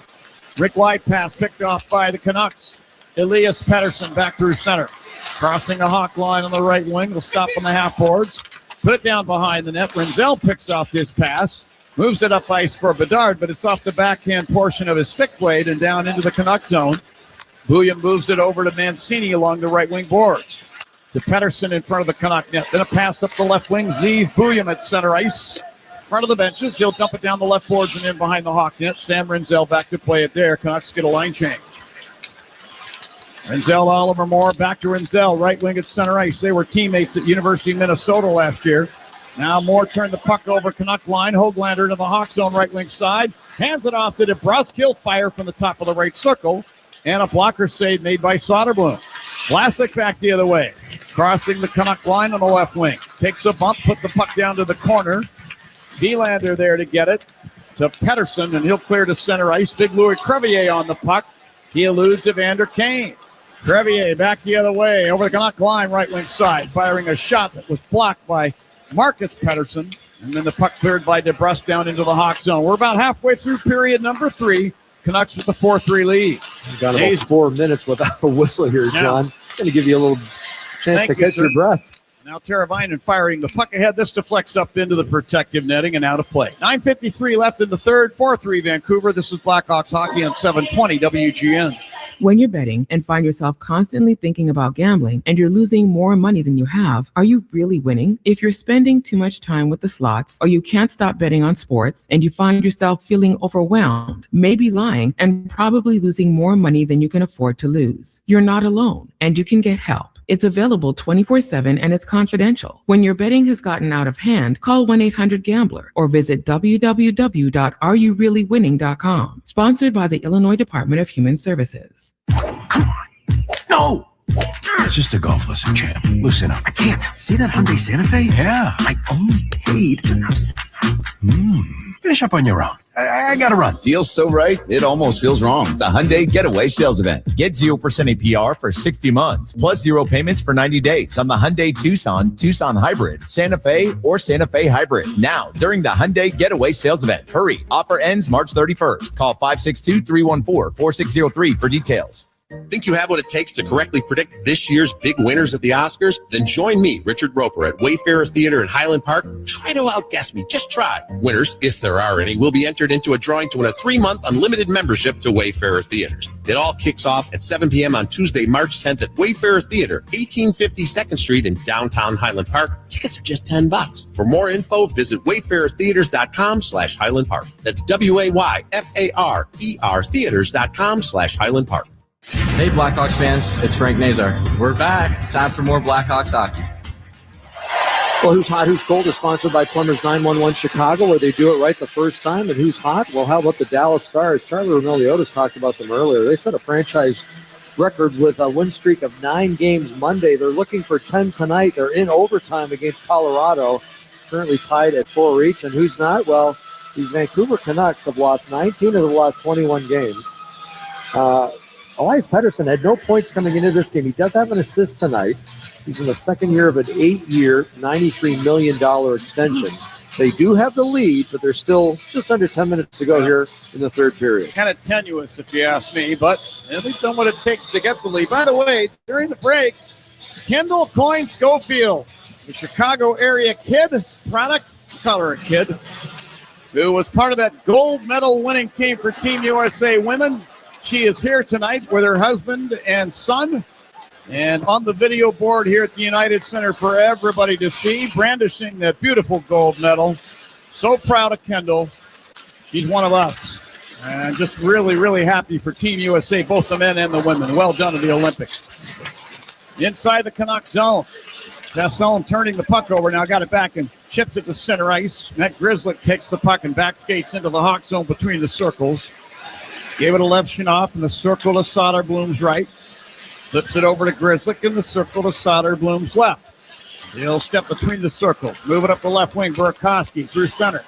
Over the Canuck line along the left wing boards, protecting the puck from the high slot. Renzelli shoots and a glove save made by Tolopito. But Tolopito made it look easy there, didn't he? Made it look easy, but it was probably tougher than we think because Tyler Bertuzzi was parked in front of the net. Maybe not a perfect screen, but you always worry about him getting a stick on it, maybe a shin pad, maybe off the body. But Sam Renzel, I like the thought process there. Head up, take a little more ice. He had a little bit of room, so he skated in, tucked that snapshot off. And as you mentioned, John, the glove save by Tolopilo. I think a real good sign, Steve, is the fact that Andre Burakovsky set that up and played with enough confidence to enter the Canuck zone, even though he was surrounded by Canuck players. He made a perfect pass to set up that shot on goal. There's Green along the left boards, Hawk in. Shot the puck ahead at center ice. Renzel's got it. Over the Canuck line along the left wing side. Backhands it down behind the net. Marcus Pettersson steers it around up the left wing, not out. Burakovsky right wing boards to Renzel, deep slot, firing a shot. Blocker save made by Tolopilo. We're getting some chances here. Yeah, I really like that play by the Blackhawks. They get it deep, they get it back. A nice pass by Burakovsky back to Renzel, and he gets that shot off in a hurry. Again, a good stop by Tolopilo. Marcus Pettersson. Canuck line, passing it ahead for Atu Ratu at the hot blue line. Shot the puck to the corner. Vlasic's got it. Head to Mikheyev. Over the Canuck line, left wing to the slot. Donato, and he fires one high and wide. He didn't miss by much. Donato's got the puck back behind the Canuck net. Carries into the right wing corner. He's checked and goes down, but there to get the puck. Crevier to Moore in front. He walks out, fires. Turned out of there. Puck pawed away from the far boards. Now there to get it in the right wing corner. Moore sidesteps Kane, backing up near the right point, fires, and that's blocked by a consortium of Canucks in front of their net. And the puck spills out the center ice. Vlasic back to get it in the Hawk zone. Two great scoring opportunities for the Blackhawks. First, Donato, who ended up missing the net. A great setup from Mikheyev. And then a little later on, it was Oliver Moore who got the puck down low, realized he had some time and space, took it to the front of the net. And another stop by Tolopilo. Vlasic passing up the left wing, intended for Teravainen. But the Canucks' Philip Hronek steps up and chips the puck down ice in behind the Hawk net. Renzel there. Passing to Nazar. He shot it ahead into the Canucks zone. Tyler Bertuzzi, had he caught that pass, would have been offside. Canucks counterattack. DeBrusk gets center ice. Waving it into the right wing corner. Hawk in. Kaiser takes a hit, but shoves the puck behind the net. Held in, however, at the left point by Elias Pettersson. Moving it down behind the Hawk net. Bertuzzi had it for a moment, then it's off his stick to Elias Pettersson left point. And he put it down to the corner. Hoglander shot the puck in front of the Hawk net. This deflects in behind to Kaiser. Kaiser passing up the right side. Teravainen Hawk line to Kaiser coming by over the Canuck line.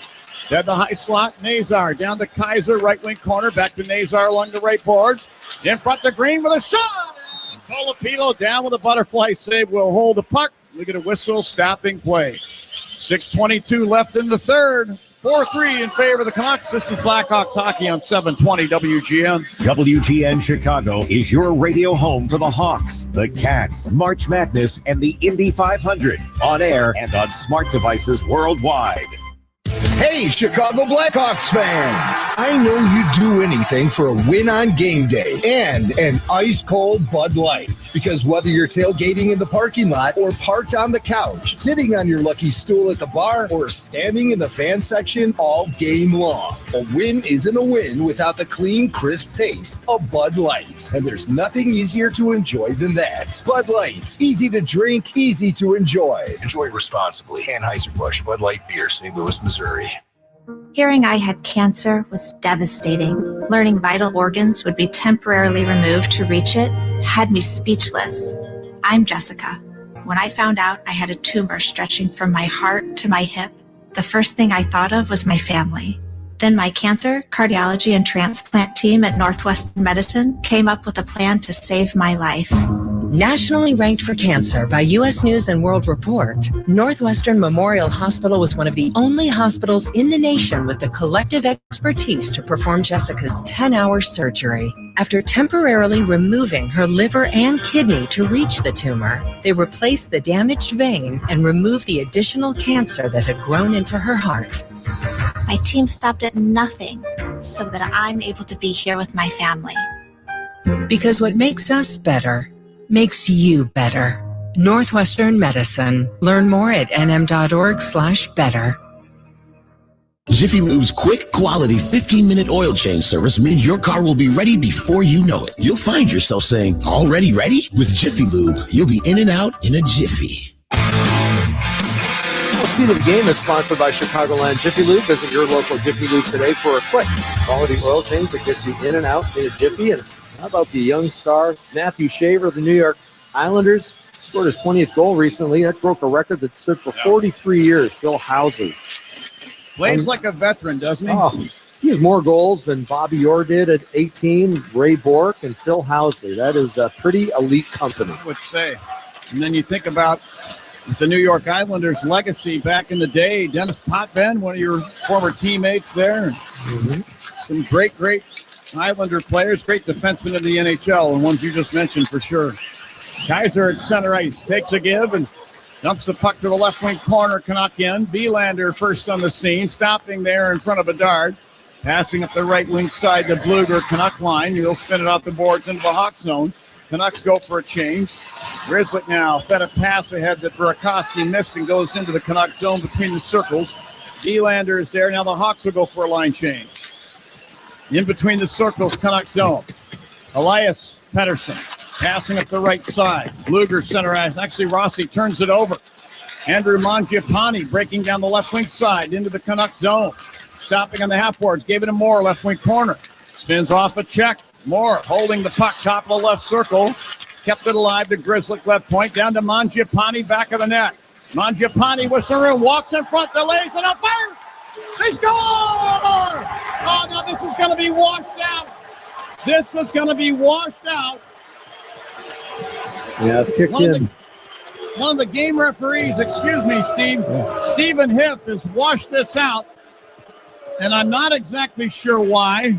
Yeah, it's kicked in. Oh, it's kicked in by Landon Slaggert. Yeah, and his stick was tied up, and that's exactly what you want to do with a guy around the net. He could not use his stick. Due to a kicking motion by Chicago number 84. And the referee was right there, and right away he waved it off, so he saw that kicking motion from Landon Slaggert. I'm not too sure how Mangiapane did not score on his original shot. He showed some great patience. Boy, would he have been the hero tonight if he'd have tied this game. And he came out front. It was denied and then kicked in by Landon Slaggert. All right, there's 5 minutes left in the game. This is sponsored by Take 5 Oil Change. Take 5, then stay in your car. 10-minute oil change. Back with a conclusion after this. This is Blackhawks Hockey on 720 WGN. Hey, hockey fans. It's Chris Chelios. What are you sipping tonight? El Bandito Yankee is a new ultra-premium tequila that is 100% pure and natural with no additives. Just 100% blue agave. El Bandito Yankee Tequila is the most flavorful blue Weber agave in the world. Now available at Benny's, Mariano's, Jewel, and Woodman's. Go to elbanditoyankee.com to learn more about what makes us so damn good. When injuries slow you down, you need a team that knows how to get you back in the game. At Illinois Bone and Joint Institute, their highly trained professionals work together to deliver empathetic, timely, and efficient patient care so you can move better, live better. And if an injury happens after hours, they've got you covered with IBJI Ortho Access beyond their regular clinic hours. Illinois Bone and Joint Institute. Learn more at IBJI.com. That's IBJI.com. Hi, this is Dave Musso, owner of Four Seasons Heating, Air Conditioning, Plumbing, and Electric. When emergencies happen, who do you call? Broken pipe, power outage, furnace failure, no hot water? The answer is always the same. Call Four Seasons. We guarantee same-day service and installation on all heating, cooling, plumbing, and electrical needs with no extra charge for nights, weekends, or holidays. That's why over 30,000 customers have given us a 5-star Google review. For all the right reasons, call 866-4Seasons. This is John Williams, weekdays 10 to 2 on WGN Radio. Back to Blackhawks hockey.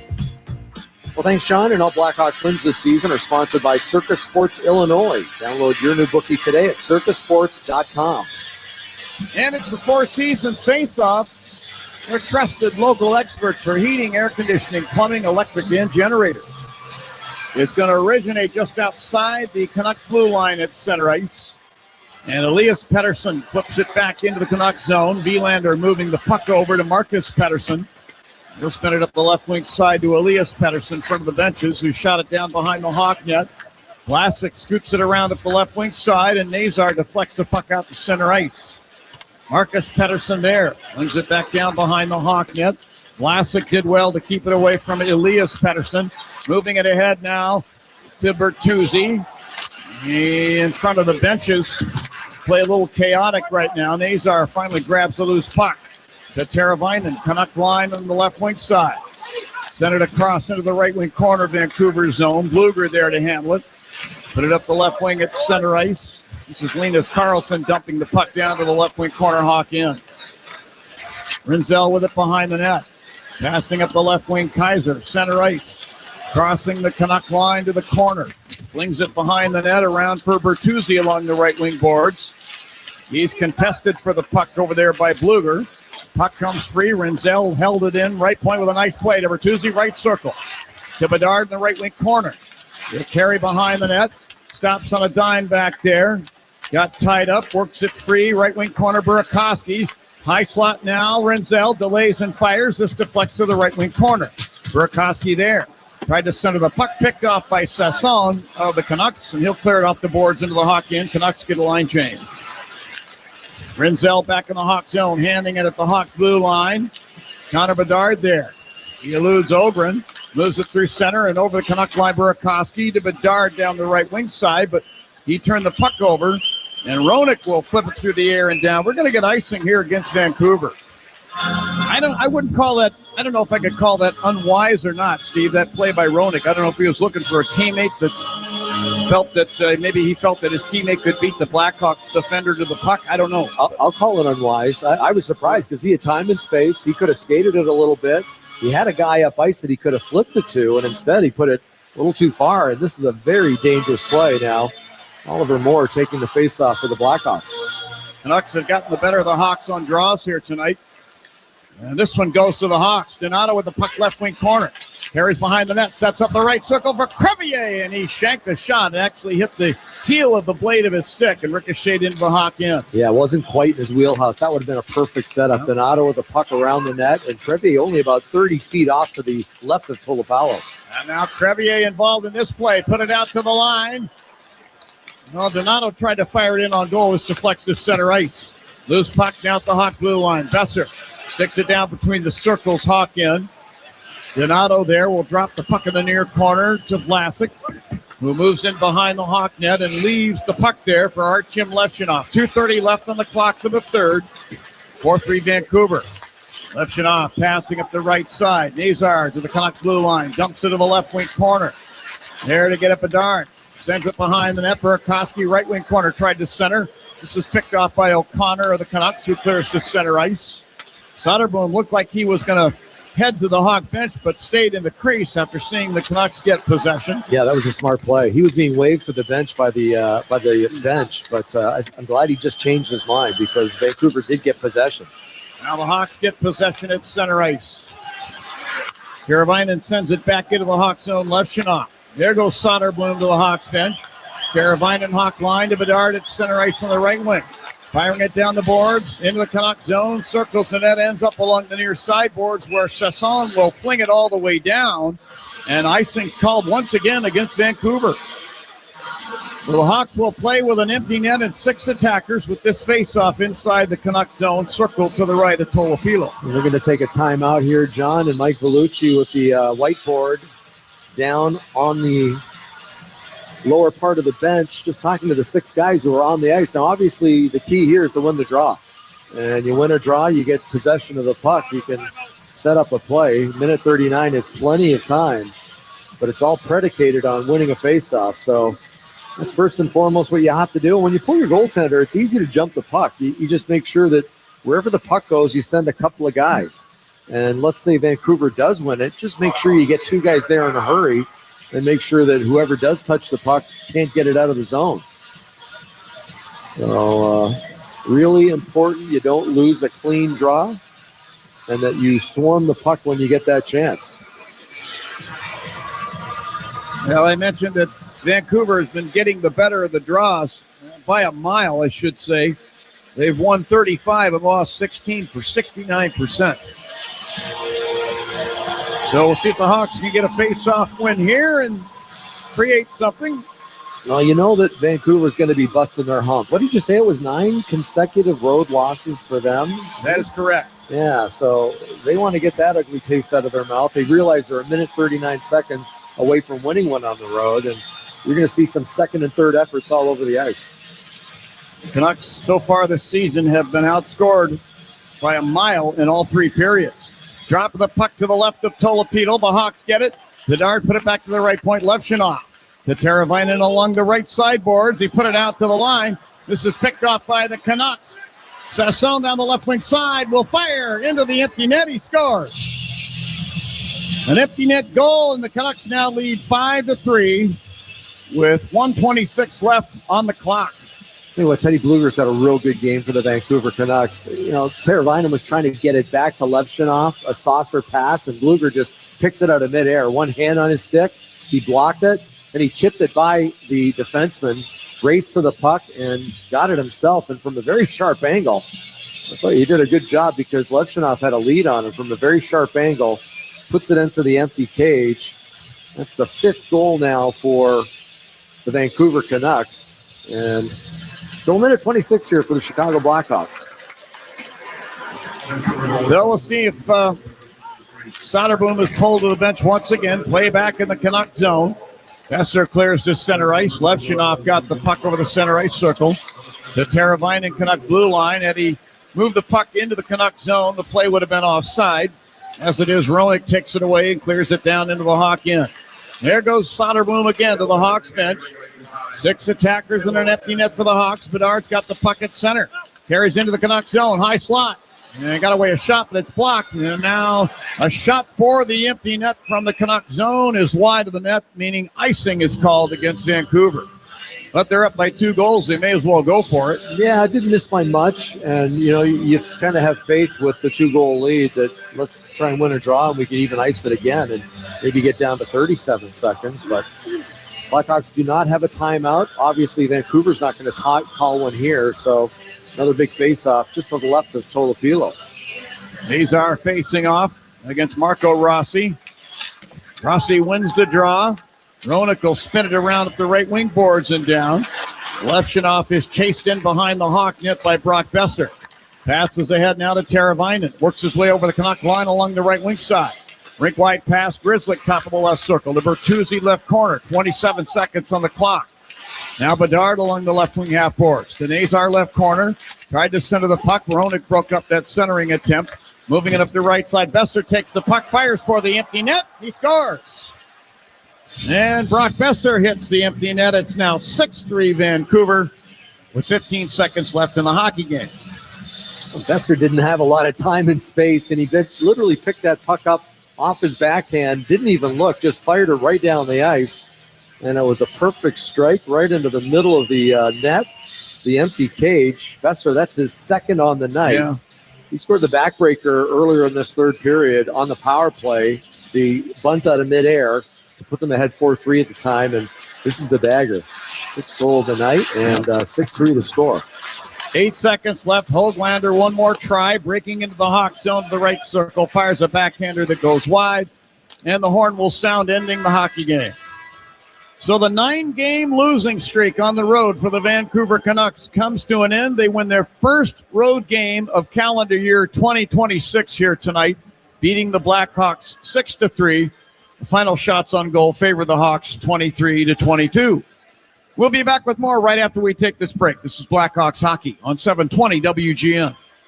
If you're ready to quit smoking, vaping, or using other tobacco products, help is just a phone call away. The Illinois Tobacco Quit Line is a free resource designed to support you every step of the way. Working with a trained counselor can double your chances of quitting for good. They'll help you create a personalized quit plan and guide you through cravings, triggers, and withdrawal. Take the first step today. Call 1-866-QUIT-YES to enroll with a counselor or visit quityes.org for more info. After the end of a good fight, you deserve an ice-cold reward. Modelo, the mark of a fighter. You've earned this rich golden lager with a crisp, refreshing taste. Because you know, the bigger the fight, the better the reward. You put in the hours, the energy, the tough labor. You are a fighter, and Modelo is your reward. Modelo, the mark of a fighter. Drink responsibly. Beer imported by Crown Imports, Chicago, Illinois. Welcome back to Ask Hasselus. Have you seen my husband? No. He's hot. I'm sorry to hear that. What? Good news. Hasselus Mattress is home to a variety of cool gel mattresses, including Tempur-Pedic. Okay, but... And right now, get 48 months interest-free financing on Tempur-Pedic with approved credit. Plus, free next-day delivery and setup, free removal of your old mattress, and a $300 MasterCard gift card with your new Tempur-Pedic. Wow, that's pretty hot. Find an employee-free showroom near you at Hasselus.com. It's Linebacker. Thanks for hanging with me 7 to 10 weeknights. Back to the Blackhawks. Back to the United Center, John Weideman along with Steve Conroy and Charlie Romiliotis for Chicago Blackhawks hockey. Trade deadline came and went, and we were hoping here tonight that the Blackhawks could celebrate the trade deadline, if you will, if you can celebrate such a thing, with a home ice win over the Vancouver Canucks, but the Canucks had other plans. They win here tonight 6-3. 2 empty net goals by the Canucks. And the backbreaker Steve was talking about on the Canuck power play, the Blackhawks penalty kill that had been so good was beaten by the Canucks here tonight. One time, that's all it took. Besser scoring at 2:40 of period number 3. The Hawks could not catch up. They had Arvid Soderblom pulled to the bench for an extra attacker. But as I mentioned, the Canucks with 2 empty net goals. And that's part of the story of the game. The other part of the story, for my money, Steve, was the blown opportunity. Let's just say that Blackhawks took the lead in this game and had all the momentum, and the Canucks, you got to give them a lot of credit. 3 first-period goals to take a 3-1 lead and leave this one in doubt for the Blackhawks. Yeah, I wasn't crazy about that start. And I know the Blackhawks scored first, and that's great. Ryan Donato, first shot of the game was a goal. But then it was the Vancouver Canucks who had the next 7 shots, and then they go up 3-1. They've literally scored their 3 goals in a span of about 4.5 minutes. And I'm not hanging this on Arvid Soderblom. I just didn't like the coverage in their own zone. Just a little too loosey-goosey. There was loose sticks in front of the net. You know, you kind of have a guy, but you don't really have him. It's so important that when you're taking somebody in front of the net, you're denying that stick. You don't let him, get an easy tap in or a rebound with a loose stick. And that's what happened on a couple of those goals, just little redirections from guys who were in front and unchecked. So didn't like the start, but I love their second period. They came back in a strong way, tied it at 3. And then, of course, shorthanded in that third period. It certainly hurts when you've got Alex Vlasic in the penalty box, one of your top penalty killers. Right. You've just traded Connor Murphy. He's another big penalty killer. And that the play originated from that left side. And, that's one I think Arvid Soderblom would like to have back, that rebound that he gave up shorthanded. It was just kind of an easy shot towards the net. He deflected it literally right off to the side midair, and it was bunted in by Brock Besser. So that one he'd like to have back, but I don't think I could really blame him on any of the other ones. This is going to hurt. This is the worst team in the NHL, the Vancouver Canucks.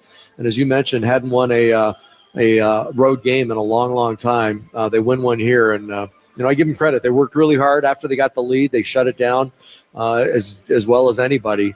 And I know the Blackhawks had some opportunities.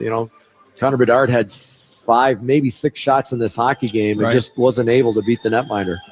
All right, well, we're going to move it along. Great job by you with the color, Steve. We'll do it again down in Dallas. Sounds good, Johnny. Great job as always. Thank you, sir. Appreciate it very much. Thanks as well to our hardworking engineer tonight, pinch hitting for Paul Zarang, Mr. Nick Hepner, who always takes care of us. Thank you very much, Nicky. Great job. Big thanks as well to the hardworking crew at our flagship station tonight. The captain was Krista Flores. She had a little help at the station from Sammy Martino. That's all she needed, just one guy. Thanks as well to Jack Heinrich for helping us out inside our broadcast position here at the United Center. Thanks to all of the greatest fans in hockey, Chicago Blackhawk fans. We would ask you to please drive safely on your way home. Steve, there were 20,580 of them in the building here tonight. What great fans. And we appreciate your fandom, your support of the team. We'll see you back here on Monday night when the Blackhawks take on the Utah Mammoth, looking to make it 2 in a row against that hockey club. We'll say our final thanks of the night for Charlie Romiliotis, You got us through Blackhawks Central pregame through the intermissions.